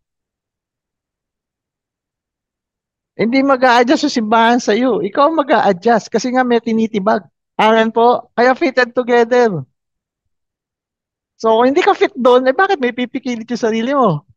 Pero always remember, may tibagan na mangyayari. Kasi for so long, ganun kagaspang. Kung buhay na bato ka, sabi ng salita ng Panginoon, para kang buhay na bato, you're like living stones. Pero dapat may tabasin. Kasi hindi ka magiging kagamit-gamit at hindi ka mag-fit dun sa kultura, sa vision at mission ng simbahan na yun na kung saan gusto mong ikaw ay lumago, kung ikaw ay hindi magpapatabas. May tatabasin talaga. Yun yung ibig sabihin ng fitted dito. Amen? So, yung kagaspangan may pipinuhin. Kasi hindi ka mag-fit. Nalipat ako sa ibang church. Tignan natin kung mag-fit ka rin. Ay, hindi, may pangitain ako. Kami na lang ni Lord. O, di magtayo ka na simbahan mo. Ang tanong doon, may vision bang binigay ng Holy Spirit sa'yo para magtayo ka ng simbahan? O naisip mo lang yung kaya ayaw mo mag-fit sa iba? Amen po. So, yan po yun. You need to fit. Hindi naman ibig sabihin niya, man pleaser ka. O, ay, sabi ni Pastor kasi mag-fit eh. Dapat wrong. Okay? Ang ibig sabihin dyan, may tatabasin sa'yo. Amen. Kasi pa, mamamiss-out tayo dito. Sabi ni Pastor, mag-fit ako. O, inaliw-aliw mo naman kami para mag-fit ka. Wrong! Alam mo ba, naaamoy din namin yun. Ano akala mo sa amin? Amen po. Ay, nako. Sige, tuloy? Tuloy. Oh. Fitted together tayo. Okay, fast talk, fitted na tayo. Kasi kung hindi tayo fitted, mahihirapan kang lumago dito sa loob ng simbahan. Always remember, uulitin ko, ang simbahan training ground. Pastor, di naman nasusulat yan. Catch the spirit. Alam mo ba yun din ang intent ng Panginoon doon sa Eden? Akala ba ninyo si Adan at si Eva magtatagal doon? Training ground ng Eden. Minsan pag-uusapan natin yan sa mga susunod na DLS. Ang Eden training ground. Amen po. Kaya ang simbahan training ground kasi tunay na laban doon sa labas. Kung hindi ka handa bilang isang sundalo ng Panginoon, patay ka talaga. Kakainin ka ng buhay ng mundo. Amen? At ang pinakamahirap tabasin dun sa tatlong gatilyo ng kasalanan na nagpapagaspang sa atin, hindi na yung lust of the flesh at lust of the eye. Sabi ko nga, takbuhan mo lang yan, lalayo ka eh. Huwag ka na sumugod. Okay? Pero yung pride of life, hindi mo yan matatakbuhan. Kaya yan ngayon yung kailangan tabasin sa atin. Amen? Amen daw. Alright, tuloy tayo. Bakit? Kasi nga, dapat ito yung maging isang banal na templo. Pag sinabing banal na templo, pag sinabi pang holy, ibig sabihin set apart. Ibig sabihin, ikaw ay nahihiwalay. Hindi naman ibig sabihin, oh, sabi ni Pastor, mahihiwalay, huwag na tayo makihalubilo sa mundo. Wrong. Parang eskwela yan eh. Oh. Can you imagine kung ikaw elementary, o high school, o college, tapos walang physical school kung saan magte-train ka, sasabihin lang sa'yo, oh, grade 1 ka, o ito yung libro. Tapos, doon kayo sa bahay, tuturuan ka na lang ni teacher doon. O kaya makinig ka na lang dito. O kaya basahin mo na lang, maintindihan mo rin yan. Palagay mo ba may matitrain doon? Wala. Kaya kailangan isang tabi, kailangan may hiwalay na pasilidad, okay? Para wala kang distraction dun sa nangyayari sa labas. Kasi nga ang labanan nasa mundo. Kaya ang simbahan, yan ang tamang training ground kung gusto mo sumabak sa laban ng buhay. Kasi ang buhay may labanan. Hindi po yung labanan na labanan lang para mabuhay ka. Ang labanan nasa spiritual realm. Asan yon? Dito. Ang pinaka number one mong kaaway, sarili mo. Amen? Alright. Holy Temple. Pero hindi na natapos yan doon. Verse 22. Ano ba yun sa verse 22? In whom, ayan na, you are also being built together. So, hindi lang pala, kaya ka mag-fit para lumago doon sa simbahan na kung saan ikaw ay tinetrain, kundi may binubuo si Lord sa iyo. In whom you are also being built. Pero hindi lang ikaw, together, may kasama, into a dwelling of God in the Spirit. Kasi hindi ka pwedeng mabuhay mag-isa. Mamaya, dadaanan natin na mas malalim yan. Pero ngayon, i-park ninyo sa mga isip at puso natin. Hindi ka pwedeng mabuhay mag-isa. Kaya magandang training ground din ang simbahan dahil dyan ngayon mapipino. Dahil alam nyo, magandang training ground ng simbahan kasi nandyan po ang lahat ng ugali. Akala ba ninyo lahat doon banal? Hindi. Kaya lang ang maganda, pag nasa simbahan ka at yung tamang simbahan, okay, lalabas at lalabas yung tunay na ugali pero may kapinuhan na mangyayari. Kasi nagpipinuhan tayo. Sa labas, hindi pinuhan ang nangyayari. Ano nangyayari? Hindi pinuhan ang nangyayari doon. Laging banggaan ng banggaan. Sa simbahan, may pinuhan kasi may pihitan na mangyayari. Anong pinipihit? Mga puso natin sa bawat isa. Up to the point na makita mo, yung palang kapatid mo doon, kawangis at kamukha ng Panginoon. Kaya hindi mo na kailangan humanap. Lord, kailan tayo magkikita? Kaharap mo na. Sino yun? Ikasama mo sa simbahan. Ano ba sabi ng Panginoon? Let us make man in our own image and likeness. So, gusto mo humanap ng buhay na rebulto? Yan, tignan mo yung katabi mo. Image and likeness ng Panginoon yan. Amen? Alright. Sige. So, hindi na tayo hangal. Okay? Hindi na tayo puno ng sarili natin. Kundi tayo, Lord, bigyan mo ako talaga ng habag at grasya mo para ma-reach ko na yung fullness of time. Okay, pasukin ngayon natin yung definition ng fullness of time na yan. So, hindi ka nangal. Napansin ninyo, meron na tayong harang dun sa reverse. Wow! Galing! Hindi natin sinasabing walang pagsubok. May pagsubok. Pero pagharap natin sa pagsubok, hindi na natin tinitignan yan na may nawala, kundi bahagi yan ng pagbubuo sa atin. Kaya restore, rebuild. Wala nang reverse. Okay, move on lang tayo na move on. At aabot din yung tinatawag na takdang panahon o fullness of time. Pusukin natin to fullness of time. Punta tayo sa Galatians 4 verses 4 to 5. Ano nakalagay dito sa Galatians 4 verses 4 to 5? Basahin ko. But when the fullness of time came, nung dumating ang takdang panahon, God sent His Son, born of a woman, born under the law, so that He might redeem those who were under the law, that we might receive the adoption as sons and daughters. Pag binasa mo yung verse po, isipin mo, pinadala si Kristo at tinanggap ko na eh. Okay. Gusto ko tanggapin nyo ito na mas malalim ha. Makinig kayo mabuti. Gusto mo dumating talaga yung fullness of time sa restoration at recovery natin sa buhay natin. Okay. Unang-una, yes, tinanggap mo ang anak, ang bugtong na anak ng Panginoon na pinadala niya.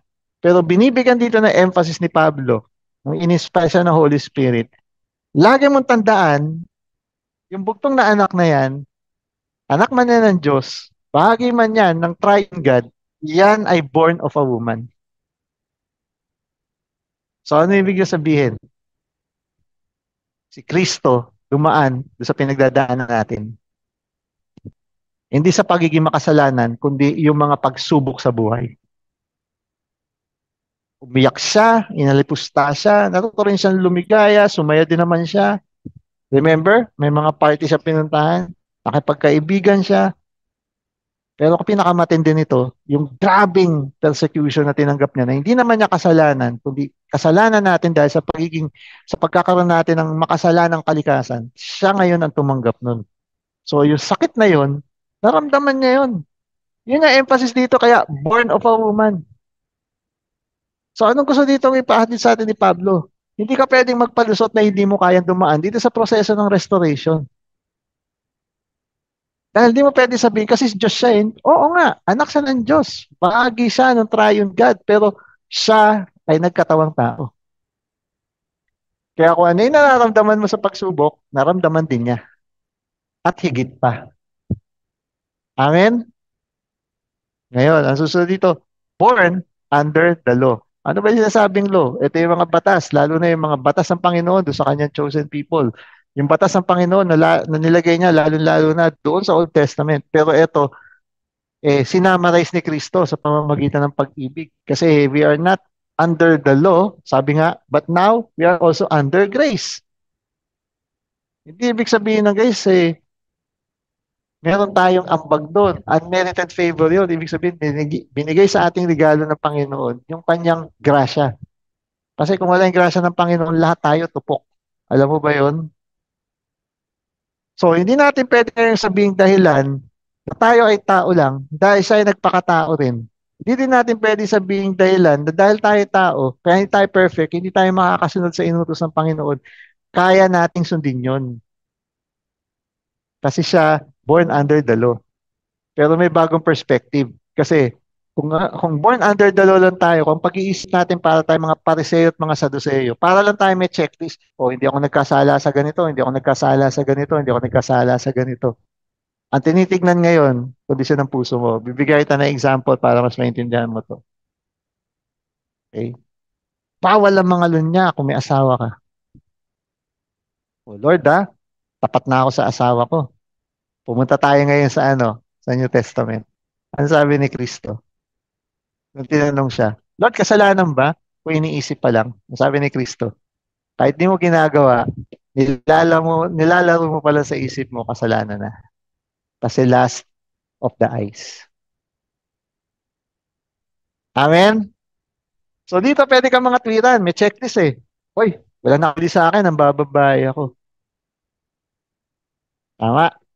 Punta tayo dito sa kabila. Ang titignan naman dyan, di yung checklist na nakikita sa panlabas. Ang titignan ngayon ni Lord, ano yung nasa puso mo. Hindi ka nga pumapasok doon sa mga dati pinapasukan ng ating mga lalaki. Pero sa puso mo, hindi mo pa rin naaalis yun. Pasilip-silip ka pa rin sa FB, pasilip-silip ka pa rin sa YouTube, pa-text-text ka pa minsan. Nakuha po natin? O, kaya pa, kaya pa. Kaya pa, o sige. Yan yung sinasabi nating born under the law. Pero lalo na, nasa New Testament na tayo, by grace. Kaya wag yung mabalahura ang grace. Regalo ng Panginoon yan. I-treasure natin yan. Kaya naman, sinasabi natin, tinakbuhan na natin yung lust of the flesh at lust of the eyes. Natakbuhan na talaga natin. At the end of the day, ang titignan pa rin ng Panginoon sa'yo, puso. Pride of life. Amen? Verse 5, sabi niya rito, kaya siya dumating so that He might redeem those who were under the law. Alam mo ba yung law na yan, lalo sa Old Testament? Dahil sa pagyayabang natin at pride of life, akala natin nakalusot tayo. Hindi tayo nakalusot. Ang tinitignan nga kasi kondisyon ng puso. Kaya, ang sinasabi dito ng Panginoon, binayaran na niya. Hindi lang yung kasalanan mo kasi hindi siya interesado doon sa kasalanan. Interesado siya doon sa kalikasan na pagiging makasalanan. Hindi siya interesado doon sa act of sin. Interesado siya doon sa puso natin na makasalanan. Yun ang gusto niyang hugasan, hindi yung ginawa mo, kundi yung puso natin na makasalanan. Yun yung niredeem niya. Yun ang pinagbayaran niya. Kasi kung ang puso natin hindi malilinis at hindi mapipihit pabalik sa Panginoon, we will not receive yung legal adoption na ibibigay ng Panginoon sa iyo at sa akin. Mabigat yan. Child of God naman ako eh. Alam mo ba sa Hebrew, mayroon tinatawag ng illegitimate children. So pwede ka tanggapin ng Panginoon bastardo ka. O, diretsohin natin to. Sa batas, kung mayroong illegitimate child at saka legitimate child, may inheritance na mangyayari. Sino ang mas makakakuha ng buong inheritance? Yung legitimate. Yung illegitimate, kahit maglupa sa'yo pa yan, by law, ang matatanggap niyan mas maliit. Amen? O, pumunta ngayon tayo, catch the spirit. If you do not receive that legal adoption as son and daughter of God, dahil sa kondisyon ng puso mo, lalo na yung pride of life na yan, pag hindi mo yan sinuko, ang tawag ngayon sa iyo, dun sa Hebrews, illegitimate children of God. May makukuha ka mang mana sa Panginoon, kapiranggot lang yon kumpara kung ikaw ay katulad ni Kristo at ikaw ay kapatid din niya. Amen? So gusto mo manggap? Sabi ni Kristo kung ano yung ginawa ko, kaya niyong gawin at mas higit pa. So, siya bugtong na anak, pero tayo, legally adopted. Can you imagine kung anong klaseng karapatan na meron tayo? Pag nabalik tayo doon sa disenyo na yun. Yan ngayon ang kahalagahan ng fullness of time. O, kaya type mo ngayon dyan sa chat box. Hindi na po ako full. F-O-O-L. Ibig sabihin, hindi na po matigas ang ulo ko. Susunod na po ako. Ayan. Yan kasama yan sa pagsisisi. Kung tinanggap mo yung mga pinadala ng Panginoon sa'yo na magsasalita sa buhay mo, mga lingkod ng Panginoon, yung mga pastor na nagsasalita sa buhay mo, yung mga ministry leads na kinasasakupan, na nagpapasakop ka dahil ikaw ay manggagawa sa simbahan. Okay? Hindi aksidente yan kasi tinitraining tayo pare-pareho. Bahagi ng pihitan ng puso. Heart turning at heart training. Amen? Ngayon, daliman natin tong fullness. Gustong gusto ko to eh. Nung na-discover ko tong, ano ba ang ginamit na salita dito ni Pablo sa fullness? Alam niyo yung ginamit niya sa fullness of time sa Galatians 4. Yung salita sa Gregong plenora. At pag sinabing plenora, ang ibig sabihin po niyan, yan ay pinuno na sisidlan na dapat mag-perform but only for a certain period. Ulit ha. Pag sinabing fullness, doon sa ginamit niyang salita sa Galatians 4 na fullness of time, takdang panahon, at talaga masasabing may fullness of time na yung recovery and restoration natin bilang isang tunay na tagasunod ni Kristo. Ikaw ay isang sisidlan. Di ba? Napaka-consistent. Sisidlan tayo eh. Pero tayo ay napuno na. Nawa, hindi tayo puno na sarili natin, kundi napuno na talaga tayo ng Espiritu Santo. At kung ikaw ay may fullness na as a container, living container, ang expectation ngayon sa'yo, magpe-perform ka. Kaya may calling. Amen? Pero tandaan mo, hindi mo pwedeng takbuhan ng takbuhan yan kasi merong expiration date. Kasi may period lang yan. Nawa, makatch mo yung panawagan na to ng Panginoon sa'yo at huwag mo nang takbuhan. Tama na po yung iling, kundi willing tayo. Kasi may expiration date talaga. Okay? Aba, may mga basahin nga natin yung ilang mga nandito. Nakakatuwa naman to.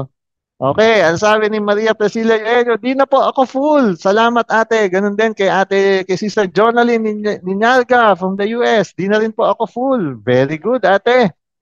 Ganun din kay ate Christina Adan. Okay, di na po ako full. Thank you. Kay Josephine Gatok, ganun din.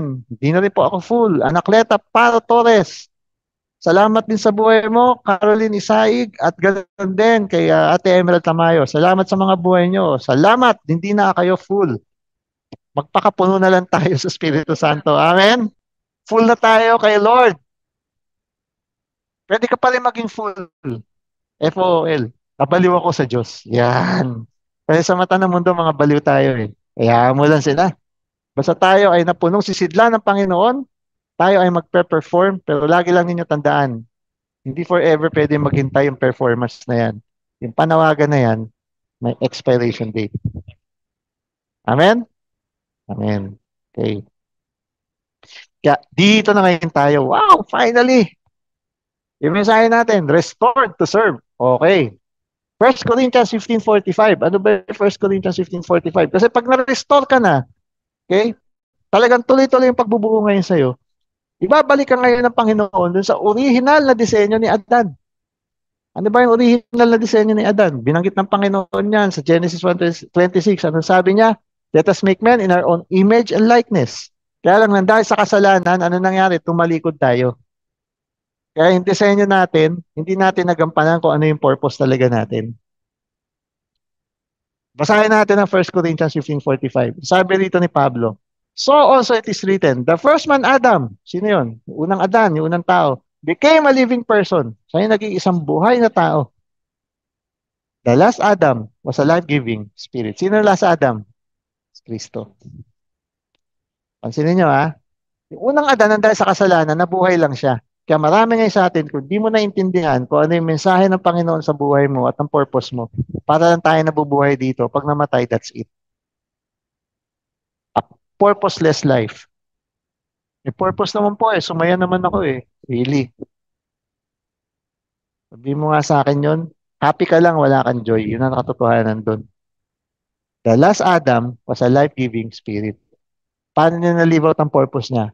Dahil siya, yung nabuhay namang muli, yung kapangyarihan ng Espiritu Santo, nabuhay namang muli sa kanya, hindi natenga sa kanya yon, ipinasa niya sa iba. Eh, siya po yun eh. Siya yung may trabaho nun. Wrong! Sabihin mo. Lahat tayo. Kaya nga di ba, ano sabi, ulitin ko, ano sabi ni Pablo? Imitate me as I imitate my Christ. Ano sabi naman ng Panginoon sa John? Ang sabi niya, kung ano yung ginawa ko, kaya niyong gawin, masigit pa. Ano yung sinugo niya sa atin, the Great Commission? Ikalat mo magandang balita sa hanggang sa ikaapat na dulo ng mundo at nawa mabaptisuman sila at iturong mo sa kanila ang mga utos at alituntunin ko. Dahil yung utos na yan, yung salita niyang yan, yung alituntunin niyang yan, yan ngayon yung word na may buhay. Kaya life-giving spirit. Pag bumalik ngayon tayo sa proseso natin, ngayon maiintindihan, ang pinakadulo pala nito, ang gusto ng Panginoon na maging outcome, ikaw at ako, hindi lang tayo living soul, hindi lang tayo living person na humihinga, hindi lang tayo alive, okay? Kundi tayo ay life-giving spirit. Kaya ang gusto i-address ng Panginoon, yung puso at spirito natin. Hindi siya interesado din sa katawan natin. Sana healthy ka. Amen? Pero hindi naging hadlang yon. Tignan mo si Pastor daw, yung senior pastor natin. Hindi naging hadlang yung kanyang pagiging PWD, pero siya naging kagamit-gamit at daluyan ng buhay at pagpapala ng Panginoon sa iba, katulad sa buhay ko. Pero hindi pwedeng matenga din sa akin yun. Okay? That same spirit na bumuhay kay Kristo, that same spirit na nagbigay ng buhay sa Kanya upang maging kagamit-gamit siya, dapat that same spirit naman na dumali sa akin, hindi pwedeng matenga sa akin yun. Dahil yung na-receive ko, hindi ko pwedeng ipitin, dapat ibigay ko sa iba. Amen? Para maintindihan ninyo, binigyan ko kayo ng gesture dito sa kamay. Okay? Pupunta ngayon tayo dito sa tinatawag na serve para mas malalim tayo. Ready ba kayo? Okay, serve. Pag sinabing serve, ang lagi nasa isip natin, ay maglilingkod ako at ang isip natin ng paglilingkod simbahan lang. Sabi ko nga sa inyo, ang simbahan training ground. Kaya yung paglilingkod natin doon, training yon para magamit natin doon sa labas. Saan? Sa labanan. Saan yun? Place of assignment. Kung estudyante ka sa eskwela mo, kung nagtatrabaho ka sa workplace mo, kung may negosyo ka doon sa negosyo mo, at higit sa lahat, ang unang minisi natin sa pamilya mo. Andiyan ang tunay na labanan. Bakit labanan? Di ba? Sabi nga ng Panginoon sa Matthew. Ano sabi niya sa Matthew? Huwag ka na maghanap ng mga unang makakaaway mo ang dahil sa akin. Kasama mo sila sa isang bubong. Amen? Tanggapin mo na yan. Huwag ka na ma-stress. Ganun talaga. Pag na-stress ka pa dyan, ibig sabihin, di mo naiintindihan itong pinag-uusapan natin. Ibig sabihin yan, asa na yung sinasabi ni Pedro kaninang greatly rejoice. Okay? Bahagi ng tabasan yan, bahagi ng proseso yan. Minsan may narinig pa ako, alam niyo po, 10 years na ako naglilingkod. Pero bakit hindi ko mahikayat ang aking mga anak at ang aking mga mahal sa buhay? Kasi po sila na yan, hindi naman po kayo. Huwag niyo agawan ng job description si Lord. Si Lord po ang bahala umipo dyan. Trabaho natin, huwag tayong magsawa. May panalangin sila at magbahagi ng salita. Remember, pikon talo. Dapat sila yung mapikon, hindi ikaw. Kasi tayong anak ng Diyos. Amen? Pag ikaw napikon, bumigay tayo sa kaaway. Mahalin mo lang.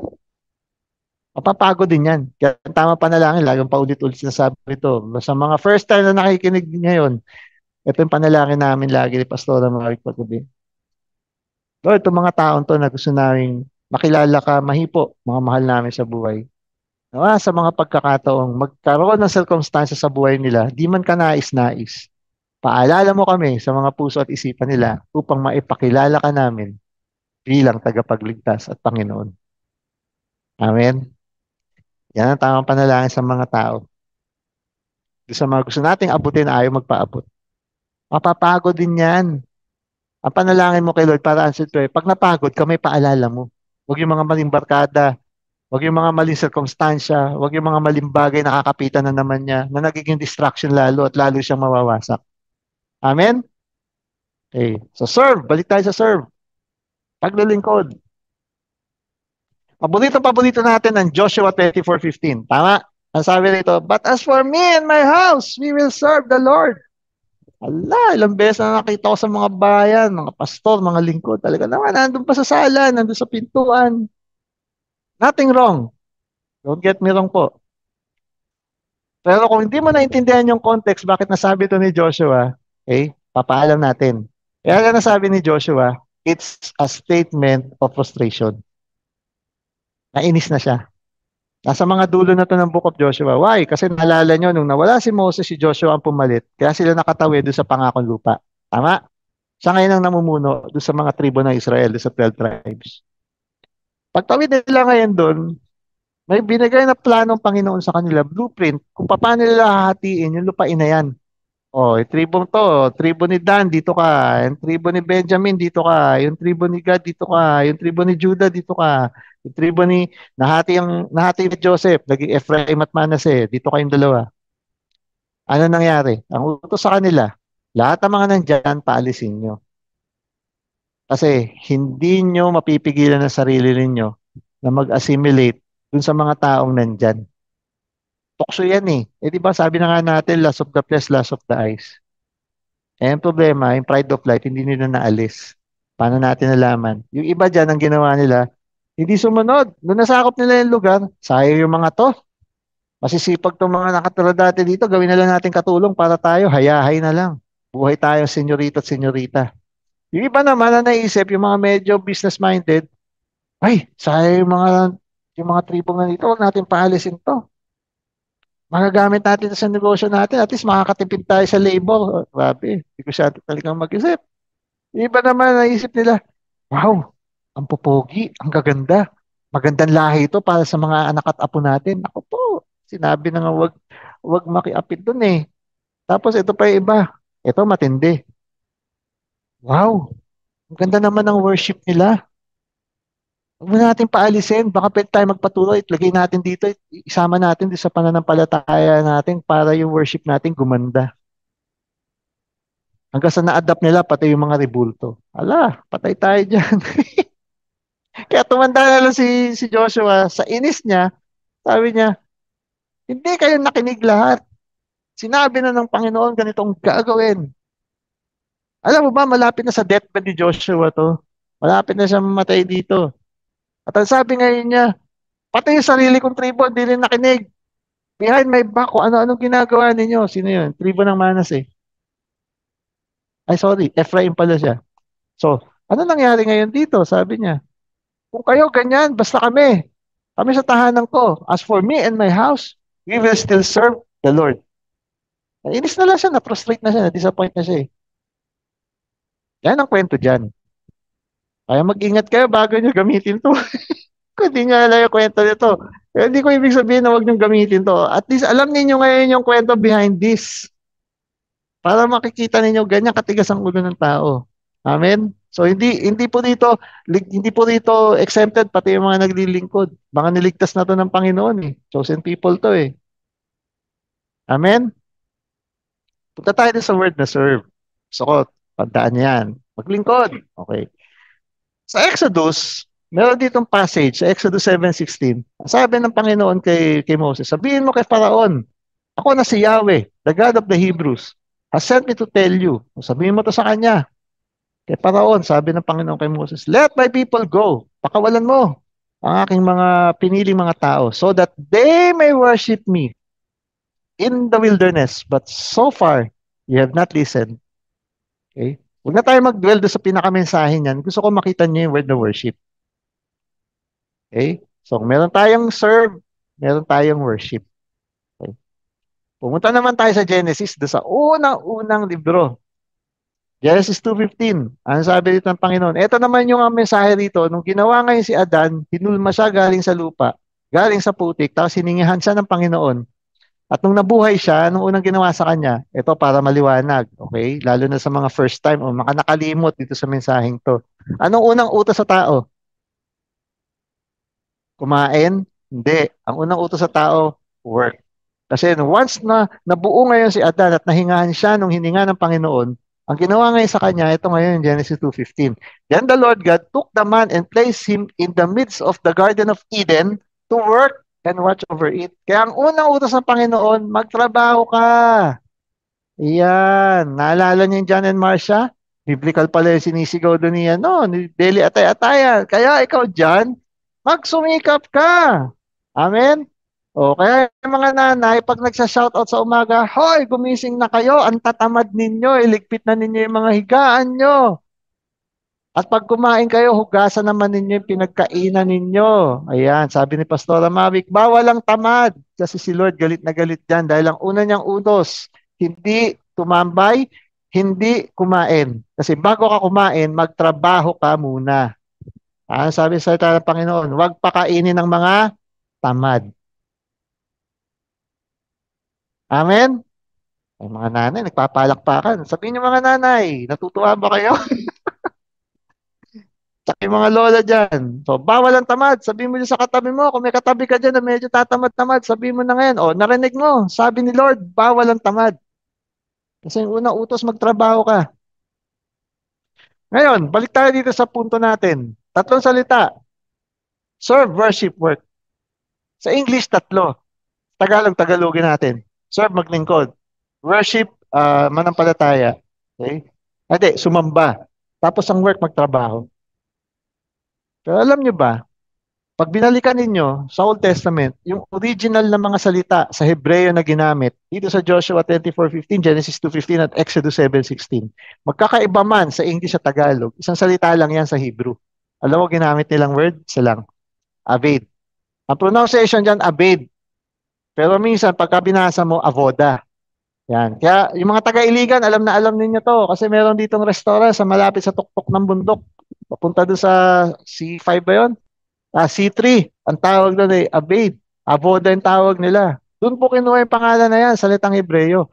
Dahil sa, pag binalikan ninyo yung original na Old Testament, yung Joshua 24:15 na serve, Abed. Doon sa Genesis 2:15 yung work, Abed. Yung Exodus naman na sinabi ng Panginoon, mag-worship ka, Abed pa rin. Amen? Isang salita lang ang ginamit. Ngayon, may dahilan at mayroong purpose ng Panginoon dyan. Bakit ipinagamit niya iisang salita? Ready ka na ba? Okay. Bumalik tayo doon sa tinatawag na Jewish wisdom. Prinsipyo ito. Di ba tayo mga Kristiyano, bakit tayo nagiging Hudyo? Wrong! Always remember, ang Old Testament is a history of the Israeli and the Jewish people. Amen? Kaya, kung kasaysayan nila to, maraming supplement sa kasaysayan nila na hindi nakalagay sa Bible, na sila lang ang may alam, okay? Na hindi sa atin ipinaalam o ayaw lang nating alamin. Pride of life yan, mga Christian. Amen? Matuto tayo. Amen po. O, balikan ngayon natin. May pinanggalingang prinsipyo at nasa Bible pa rin yan. Pumunta tayo sa Genesis 2. Ano yung nakikita ninyong picture dyan? Dalawang tao yan. Kaya kung mapapansin ninyo, yung isa nagbibigay, yung isa sumasalo. At yung kamay naman na nakasalo, nagbigay din. O, naalala niyo yung sinasabi ko kanina? Kung meron ka natanggap, wag mong ipitin. Dapat ibigay mo rin. Disenyo ng Panginoon yan. You are uniquely and wonderfully made by the Lord. Tama? Nasa Psalms yan? Bakit tayo ginawa ng Panginoon uniquely and wonderfully made? Kasi bawat isa sa atin, meron tayong kalakasan na kailangan natin gamitin para punuin yung kahinaan ng iba. Pero ikaw, di ka rin naman buong buo eh. Meron ka pa rin namang kakulangan, meron ka pa rin weakness, meron ka pa rin pangangailangan. Kaya yung pangangailangan mo, pupunuin naman yan ng kalakasan ng iba. Kaya yung disenyo talaga ng tao, tayo ay nagbibigay at tayo ay tumatanggap. So, we receive, we give. Okay? But you cannot give what you do not have. Lagi natin sinasabi, di ba? So, yun ngayon yung kalakasan mo, yung what you have. At yung what you have na yan, binigay yan sa atin ng Panginoon. Even yung kakayanan na gumawa ng kayamanan at magtrabaho at kumita. Nasa Deuteronomy yan. Amen? So, kaya di ba meron tayong tinatawag na meron tayong talent na na-convert natin sa treasure dahil naglaan tayo ng oras o time. Kaya nga sa tithes and offering, lagi natin sinasabi, hindi lang treasure, pati time at talent mo kailangan dito sa ministry. Kasi nga, training ground ng simbahan. Dahil pag to naintindihan mo na yung offering pala, yung tithes pala, yung giving pala, hindi lang pera, kundi time at talent mo. Pagdating ngayon sa labas, maintindihan mo yung kahalagahan ng prinsipyo na ito. Na bawat tayo dinisenyo, na tayo magbigay ko ano yung binigay na kalakasan upang punuan yung kahinaan ng iba. Yan ngayon ang wisdom behind Abed. Pagdikit-dikitin ngayon natin yung salita na yan. Sa Genesis 2:18 hinugot yan. Dahil sa Genesis 2:18, ang sabi ng Panginoon doon, kawawa naman ng tao, kailangan niya magkaroon ng katuwang o partner. Ang iniisip ng karamihan ng Genesis 2:18 sa ating mga Christian, ang akala natin all along, jowa yan o partner for life. Wrong! Kasi ang partner for life, 3 verses down pa sa Genesis 21, yung hinugot sa tadyang, nasa 20 at 21 yan. Sa Genesis 2:18, okay, kung pagbabasihan mo yung principle o wisdom behind kung bakit sinulat yan according to sa mga kapatid nating Hudyo, okay, ngayon mo maiintindihan bakit iisang salita para sa kanila ang word na serve, work, at worship. Dahil yung gusto palang gawin ng Panginoon doon, kaya meron tayong katuwang at dinisenyo tayo na tayo ay magbibigay at tumatanggap. We are also giver at the same time a receiver. Kasi the highest form of worship, tandaan nyo to, ang pinakamataas na antas ng pagsamba natin sa Panginoon, walang iba kundi ang maglingkod para sa iba. Kaya serve, nagbibigay. Paano mo magagawa yan? Primarily by working to fill their needs. Para meron kapunuan yung kahinaan nila. Ulit, the highest form of worship is to serve others by working to fill their needs. Bakit ganyan ang disenyo ng Panginoon? Kasi kung may kalakasan ka, halimbawa sa business mo, yun ang kalakasan mo, di ba pinupuno mo yung pangangailangan ng customer mo? Kaya mo ginagawa yun, hindi lang dahil sa ikaw ay kikita. Secondary na lang yun. Alam mo kung bakit? Dahil pinupunuan mo yung pangangailangan at kahinaan ng ibang anak ng Diyos. Dahil lahat tayo, it doesn't matter kung tumanggap ka na o hindi, kinukonsider pa rin tayo nilalang at anak ng Diyos. Ang pagkakaiba nga lang, tayo, kung totoo tayo na mananampalataya na we have become adopted sons and daughters, may iba, paurong-urong sulong pa, kaya mga bastardo o illegitimate, yung iba naman, ligaw pa, kaya lost. Naintindihan po natin? So, lahat tayo anak. So, ganyan tayo kamahal ng Panginoon kahit hindi ka talaga mananampalataya, kahit lost ka. Kasi alam ng Panginoon may pangangailangan ka. Kaya may magpupuno ngayon ng kalakasan mo. Kaya kung ikaw negosyante ka na Kristiyano, kaya ka nagnenegosyo, hindi lang para kumita, para mag-build ng kingdom at mag-finance ng kingdom. Okay? In reality, secondary na lang yon dahil ang mas malawak na larawan dito sa pagbubuo ng kingdom, yung maabot yung pangangailangan ng alin? Ng ibang anak ng Diyos. Kung ganito ang perspective mo ngayon, pwede mo ngayong gamitin yung workplace mo, yung business mo, kung saan ka nag-aaral at kung saan ka man nakadikit, barangay man, asosasyon man, grupo man, komunidad man. Ngayon mo maintindihan, dahil may kalakasan kang pagpuno ng iba, magagamit mo ngayon yan, daluyan, di lamang ng buhay, kundi salita ng Diyos. Amen? Kaya nga dito sa The Hub of Christ, ini-encourage namin lalo na kung may sarili kang negosyo, mas may karapatan ka ngayon maglagay ng gawain doon. Kung ikaw naman nagtatrabaho, wag mong gamiting dahilan at limitasyon kasi nagtatrabaho lang ako doon, baka awayin ako. Pwede natin pag-usapan yan. Ako naniniwala, lalo na dito sa Pilipinas, na marami namang naniniwala doon sa krus. Doesn't matter kung ano munang denominasyon o sekta ka. Hindi mahirap ipamanhik yan. Amen? Nasa sa atin na lang ang limitasyon. Importante, balikan mo tong prinsipyo na to. Kaya ka ginawa, yung pinagsisilbihan mo, kung nagtatrabaho ka, anak din yan ng Diyos. Balikan mo yung cheerful giver. Akala niyo ba yung cheerful giver doon dahil may kagalangan ka magbigay pag may tithes and offering? Training lang yon. Kaya cheerful giver kasi every time na meron kang gagawin doon sa negosyo o trabaho mo, Yung output mo na produkto o serbisyo, may kasama ngayon yung kagalakan galing sa puso mo. At kung kagalakan yan galing sa isang mananampalatayang katulad mo, kasama dyan yung kagalakan ng Panginoon. Kaya hindi ka magtataka, bakit yung iba, yung mga customer o yung ibang mga kasamahan mo sa trabaho na tumatanggap ng output, produkto o serbisyo mo, sasabi nyo, grabe naman to, ang hirap nung ginawa, pero ang saya pa rin, may kagalakan pa rin. Bakit kaya? Kasi yung kagalakan na yun, galing na sa kalakasan ng Panginoon, di na galing sa'yo. O di ba, nagkaroon ngayon ng pinto upang maipamanhik mo yung salita ng Diyos kung Kristiyano ka. Amen po. Kaya ganyan ka-importante itong prinsipyo. Tandaan nyo itong prinsipyo to. Ginawa ka ng Diyos, tatanggap ka, magbibigay ka, pero ikaw primarily tagapagbigay. Kasi yung kalakasan mo, magpupuno sa kahinaan ng iba. At pag na-feel mo yung kahinaan ng iba, anak pa rin yan ng Diyos. Hindi malayo, pwede maging pinto yan para maipakilala mo ang Panginoon. Amen po. At ang training ground mo ngayon dyan, simbahan. Kita mo yung sa mga nasa kape at pandesal. Kung ikaw consistent ka dun sa kape at pandesal, tapos ikaw yung taong mahihayin, pero ngayon natuto ka na ngayon mamingwit kasama ni na Ate Yogi. Alam mo ba na-develop mo yung self-confidence mo at ngayon pwede ka na magbenta? Ang pinakamahirap ibenta sa mga hindi mananampalataya, ang Panginoon. Yung salita niya. The fact na nagawa mong may pamanhik ito, madala mo yung mga tao doon at makinig at may panalangin. Ibig sabihin, kapatid, kung ikaw man ito, kung nakikinig ka, kasama ka doon, doesn't matter kung sa Paranaque o doon sa ibang lugar, na-build ba yung confidence mo, pwede ka na ngayon pumasok sa mga trabaho na kung saan pwede ka magbenta ng produkto at serbisyo. Amen? Totoo ba yan, Kuya Ruben? Bumalik ka sa salita ng Panginoon. Ang karunungan ng Panginoon sa mata ng mundo, kahangalan.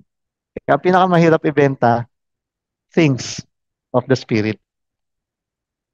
Kasi sa mundo, kahangalan yan eh. The fact na nakuha mong buy-in nila, pumunta sila doon. Alam mo ba kapatid, ang tindi na ng nabuo mo sa sarili mo. Yung rebuilding mo ngayon, nakabuo ka ng skill dahil nagpa-train ka sa tamang lugar. Amen? Maliwanag? Okay. Sabihin mo dyan kung maliwanag, kung hindi maliwanag, magpaparto tayo. Amen? Okay. Maliwanag. Last na to, bago tayo magtapos. Saan po nanggaling yan kaya, yung karunungan na yan at saan na i-apply yan? Naalala niyo si Cain at si Abel? Wag na natin pagkahabain yung kwento nito. Naalala niyo kay Cain at Abel na anak sila ni Adan at ni Eva, di ba? Pinalis na sila sa Eden, magkasala na yung mga unang magulang natin. Tapos itong dalawang ito, napakasipag. Nag-alay sila sa Panginoon. So kahit na sabihin mo nagkasala na sila, nag-aalay pa rin sila. Ibig sabihin mananampalataya itong mga to. Sa pag-aalay nila, kung naalala ninyo, hindi nagkaroon ng favor sa mata ng Panginoon yung inalay ni Cain. Ang nagkaroon ng favor yung inalay ni Abel. At dito sa Genesis 4, kung babalikan natin itong Genesis 4 verse 8, Cain talked to his brother Abel and it happened that when they were in the field, ito na yung after nung mag-alay, tapos visit na visit si Cain dito dahil di tinanggap yung alay niya. Tapos binigyan pa siya ng warning ng Panginoon, mag-ingat ka ha. In short, pag binasa ninyo, pinutukoy ng Panginoon doon yung kondisyon ng puso niya eh. Nasabi ngayon itong si Abel, Kuya, bakit nagagalit ka? Sabi naman ito, saan nainis ako? And it happened that when they were in the field, nag-usap sila doon sa field kung saan sila nagtatrabaho, Cain rose up against his brother Abel at napatay niya. Wala sa Bible kung ano yung pinag-usapan nila. Tanong, ano kaya pinag-usapan nila? O, again, babalik na naman tayo dun sa kwento ng mga Hudyo. Dahil sa history nila, mayroong bahagi doon kung ano ang pinag-usapan ng magkapatid. Ready ka na ba? O, ano yung pinag-usapan nila? Ganito. Sabi ni Cain, nainis ako. Sabi naman ng batang kapatid, bakit kuya? Kasi pareho naman yung nilagay natin. Naghirap tayong pareho. Bakit yung sa akin walang pabor sa Panginoon? Bakit yung sa'yo lang? Aba, nagselos pa, nagtampo pa. Kaya yung puot galit at hinanakit, tigil mo na yan, nakakamatay yan. Kita mo to, napatay niya yung sarili niyang kapatid. Wala namang ginawang kasalanan sa kanya. Amen? Oh, ano nangyari ngayon dito? Nung tinanong, oh, sobrang pagsaselo, sabi ni Pastor Mavic. Oh, ano sabi ngayon dito ni Abel sa kanya? Eh kuya, ano ba naman kasi yung intention mo? Bakit ka ba nag-alay sa Panginoon?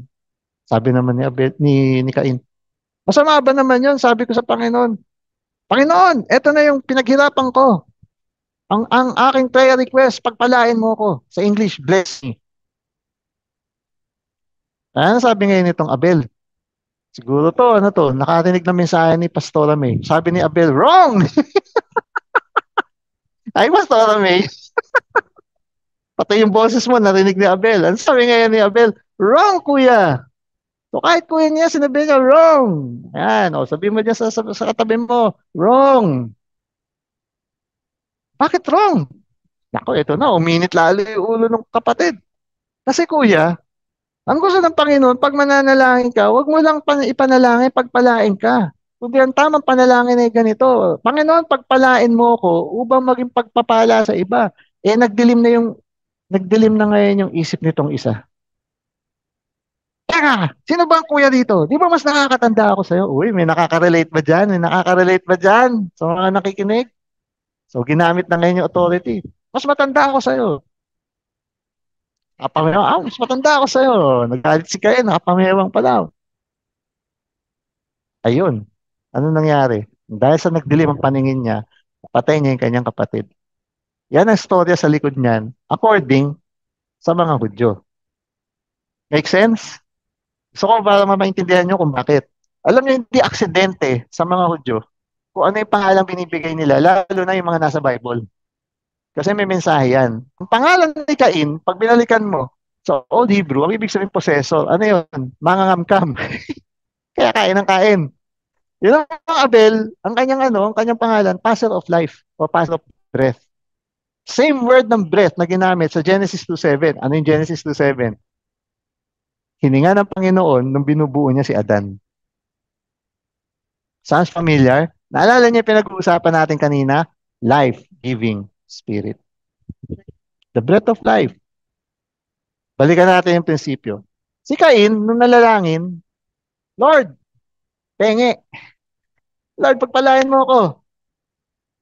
O, ang sabi ni Abel sa kanya, wrong. Kasi kuya, tama talaga. Lord, pagpalain mo ko upang yung pagpapalang yan, magkaroon pa rin ako ng patuloy na kalakasan, magbigay ng mas maraming pagpapala sa iba. Di ba ito yung disenyo?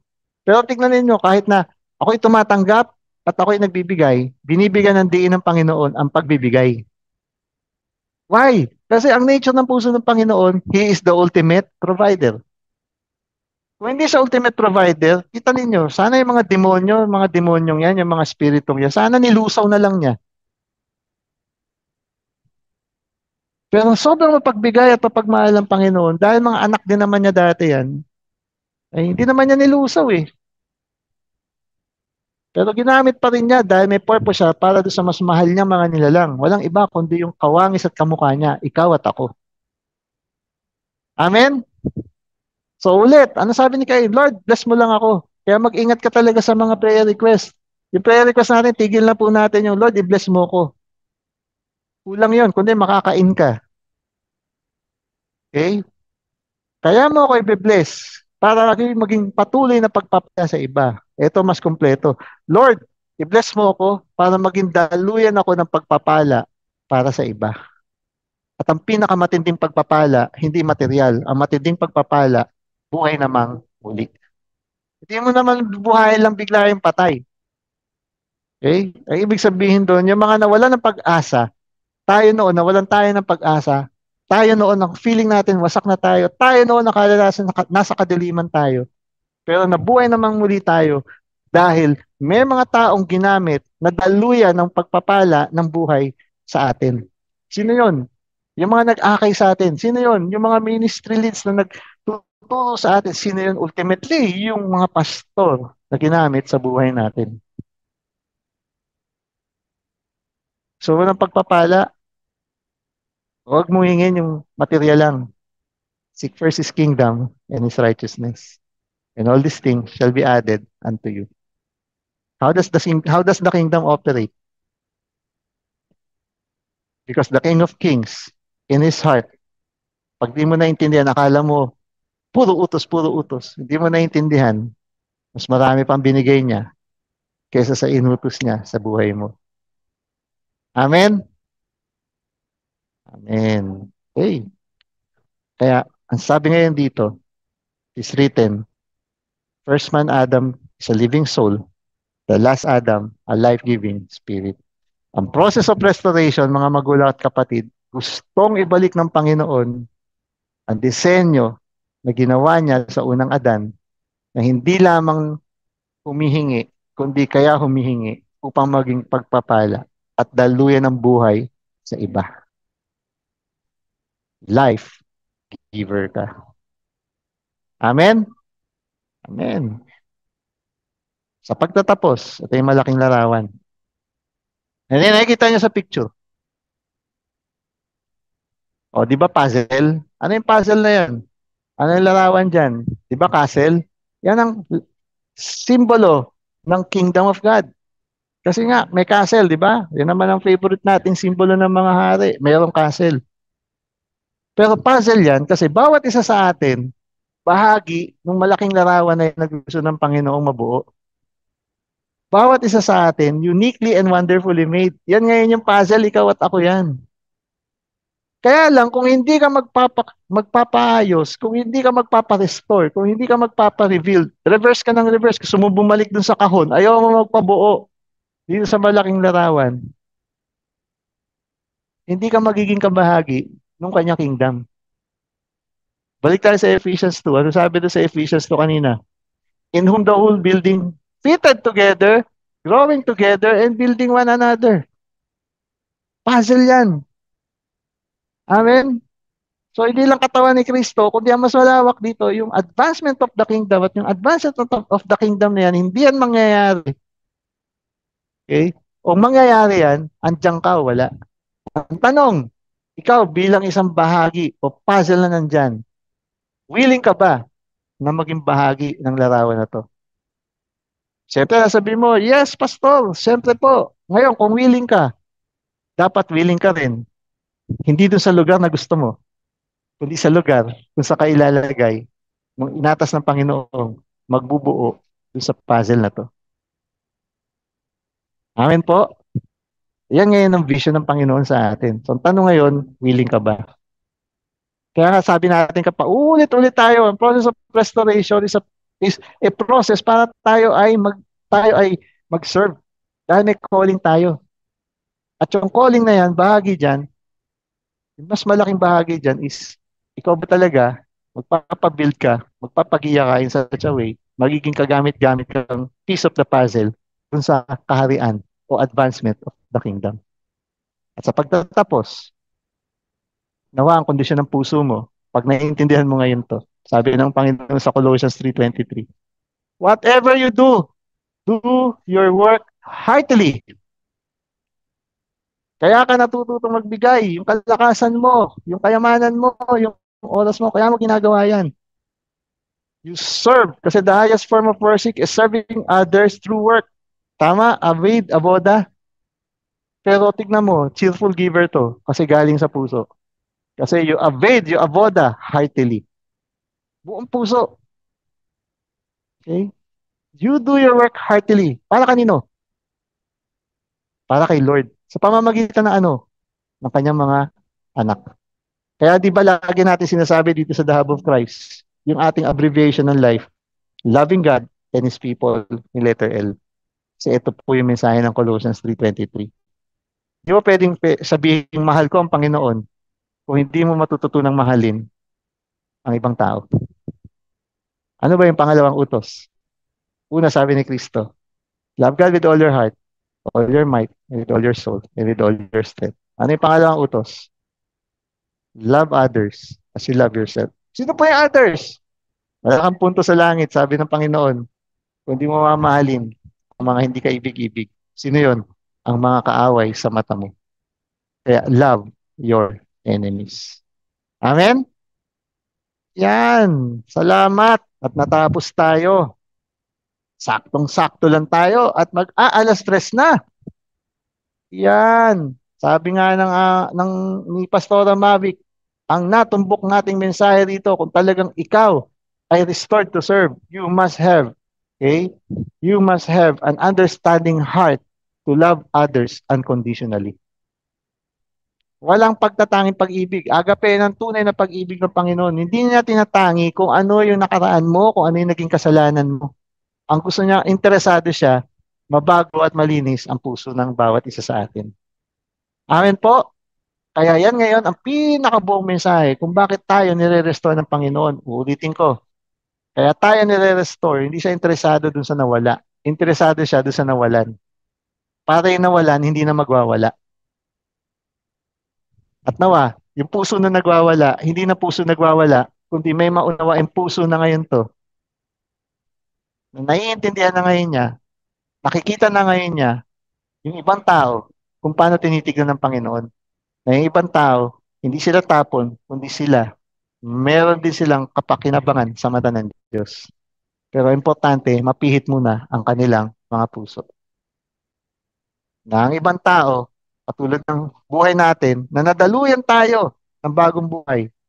Dahil ang Espiritu ng Panginoon na siyang bumuhay kay Kristo is the same Spirit na siyang nagbigay sa atin ng bagong pag-asa, ng bagong buhay at mas matibay na pananampalataya. Nawa, magamit tayo, fullness of time, magamit tayo, nasisidlan ng Panginoon na ma-perform natin yung purpose ng Panginoon sa atin. Na kaya na tayo pinagpala upang maging daluyan ng pagpapala at buhay para sa iba. At nawa magawa natin ito habang may panahon pa dito sa mundo. Amen po. Amen. Ayan. Tama-tama. Sakto tayo sa oras. 3:55 na sa orasan ko. So, patingin nga po kung sino yung mga nandyan sa ating Facebook bago tayo magtapos. Tignan natin. Wow! Salamat sa mga buhay ninyo. Unang-una kay Ate Joanne. Again, from Iligan. Salamat ate. Kay Ate Carol Isaid from Malaysia. Salamat. Ate Carol. Kay Princess Jed. Ito po ba yung tita ni Jessica? Anak ni Jessica. Wow. Salamat, anak. Salamat at ikaw'y nakikinig. Ganun din. Wow, Brother Del. Sorry, nakalimutan kitang i-invite dun sa live group namin last week. Etong darating na linggo, hindi ko makakalimutan. I will invite you as well. Okay, salamat do sa mga anak namin dito sa simbahan, sa mga katuwang namin dito, kay Jessica, kina Kenny. Salamat Ate Diane, salamat Kuya Maxwell. Okay, salamat din kay Ate Emerald. Kuya Richard Carrasco, wow, ang aking ka-alumni. Hey, from St. Andrew, salamat, kapatid ni Atty. Bern sa pakikinig. Okay, sabi ni Jessica, si tita daw po niya. Si Manang Diding daw, si Princess Jed. Hello, Tita Diding. Salamat sa pagdalo. Salamat din kay Mac Vince sa mga kabataan namin dito. Salamat sa pakikinig, anak. Ganon din kay Ate Weng, kay Dr. May. Salamat. Wow.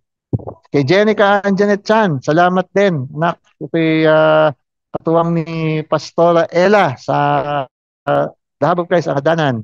Ate Yogi, salamat sa buhay mo. Salamat din kay Ate Josephine Gatok, kay Ate Weng, at dun sa iba pang mga taga-Pasig. At sa lahat ng mga nakinig kanina na hindi ko na nabati, salamat sa mga buhay ninyo. Panalangin ko talaga na yung mensahe na nasagap natin ngayon, alam ko siksik na siksik ito, pero sana ito yung siksik, liglig at umaapaw na nalalakaran nating lahat. Amen po? Ayan. So bago tayo magtapos, tayo manalangin ng maikli. Panginoon, salamat sa mayaman mong habag at grasya sa buhay namin. Salamat, Panginoon, sa mensaheng nailatag ngayong hapon na to. Salamat, Panginoon, sa pagre-restore mo, sa panunumbalik kung ano man yung mga nawala sa amin. At walang iba kundi ang mga buhay namin, Panginoon, na nawala at tumalikod sa iyo. Nawa, Panginoon, ang mga buhay namin ito na inialay namin sa iyo. Kami nagbabalik loob sa iyo, Panginoon.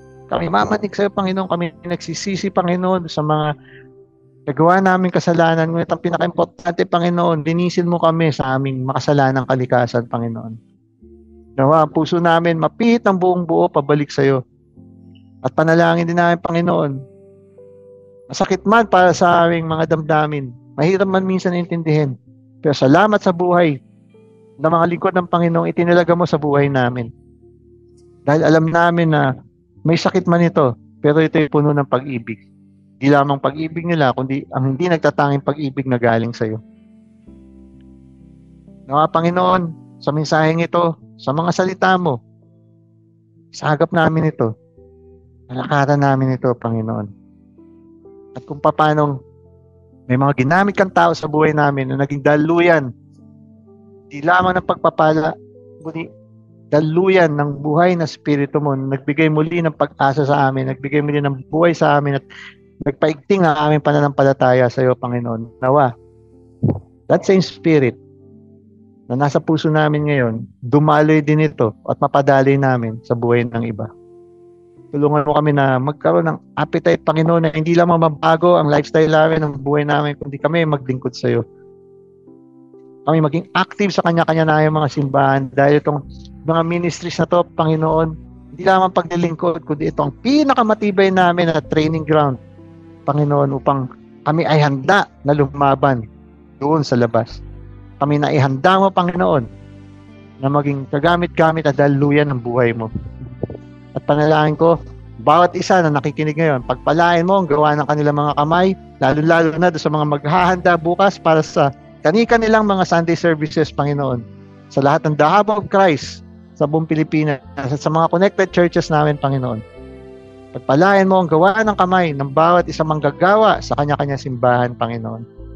At sa darating na bukas, sa kanya-kanya namin mga Sunday services, Panginoon, maging spirit-filled, Panginoon, ng mga mensahe. Hindi lamang mapuno at maging may kagalakan, mahipo ang aming mga damdamin, kundi, Panginoon, kami ay lalo mabuo. Mabuo ang pagkatao namin, higit sa lahat, mabuo, Panginoon, ang spirito namin bilang isang tunay na mananampalataya. At masasabi namin at the end of the day, salamat, Panginoon. Binigyan mo kami ng kalakasan, binigyan mo kami ng pagmamahal upang kami mabalik sa original na disenyo. Magkawangis at kamukha mo. At hindi lamang kami nabubuhay na tao, living person, kundi kami, Panginoon, ay naging daluyan na rin ng buhay para sa iba. Pinapanalangin din namin, Panginoon, ang mga pamilya ng bawat isa na nakikinig ngayon, mga gusto naming abutin, Panginoon. Nawa, Panginoon, bigyan mo kami ng pagyat na kalakasan, pagyat na pangunawa sa buhay ng mga mahal namin sa buhay. At alam ko, Panginoon, na dadating din na pagkakataon, sa takdang panahon, sa tamang season, na ipapakilala ka din namin sa kanila. Bigyan mo kami ng kalakasan na hindi magsawa, Panginoon, na yakapin sila, na hindi magsawang manalangin para sa kanila, at higit sa lahat, Panginoon, na hindi magsawang ipahagi sa kanila ang iyong magandang balita. At sa labas naman ng mga mahal namin sa buhay, sa mga ibang tao, kahit na hindi namin kakilala, bigyan mo kami ng tamang discernment, Panginoon. At sa tamang lugar, sa tamang pagkakataon, na maibahagi rin sa kanila ang mga salita mo na siyang nagbigay ng bagong pag-asa at buhay sa amin. Salamat sa buhay ng aming mga senior pastor, si Pastor Dong at si Pastor May. Patuloy na bigyan mo sila ng kalakasan, Panginoon. Patuloy na bigyan mo sila ng dalisay na puso, Panginoon. At nawa kung ano yung malaking larawan na vision na binigay mo sa kanila, nalalakaran ng buong The Hub of Christ, Panginoon. Ilatag mo sa kanila ang pangitain na to. At ang panalangin ko rin sa mga kasama namin, mga pastor, mga lingkod, lalo-lalo na sa The Hub of Christ at mga connected churches namin. Salamat sa mga buhay ng mga kasama namin. Ikaw ang bahalang magbigay ng pagpapala sa kanila, Panginoon, dahil sa walang sawa nilang paglilingkod sa iyo. At sa mga iba namin kasamang mga manggagawa, lalo-lalo na dito sa Iligan, mga katuwang namin. Salamat sa buhay nila, Panginoon. Salamat sa mga naging anak namin dito. Salamat sa mga naging kapartner namin dito at magiging mga kapartner pa in the ministry. Di lamang sa Iligan, kundi sa buong Northern Mindanao hanggang sa Caraga region, Panginoon. Abutin mo ang mga puso nila at palain mo sila, Panginoon. At nawa, katulad na sinabi mo sa gawa, magkaroon kami ng isang puso, magkaroon kami ng isang isipan, magkaroon kami ng isang direksyon because we are now bound by the same Holy Spirit. At ang lahat ng ito, Panginoon, ay aming pinapanalangin sa taas na pangalan ni Jesus. Amen. Amen. Yan. Salamat sa mga nakikinig dito sa Daily Life Sharing. Again, this is Pastor Robel Maanga from the Hub of Christ, Iligan. Have a very spirit-filled Sunday bukas sa kanya-kanya nating mga Sunday services. God bless and goodbye.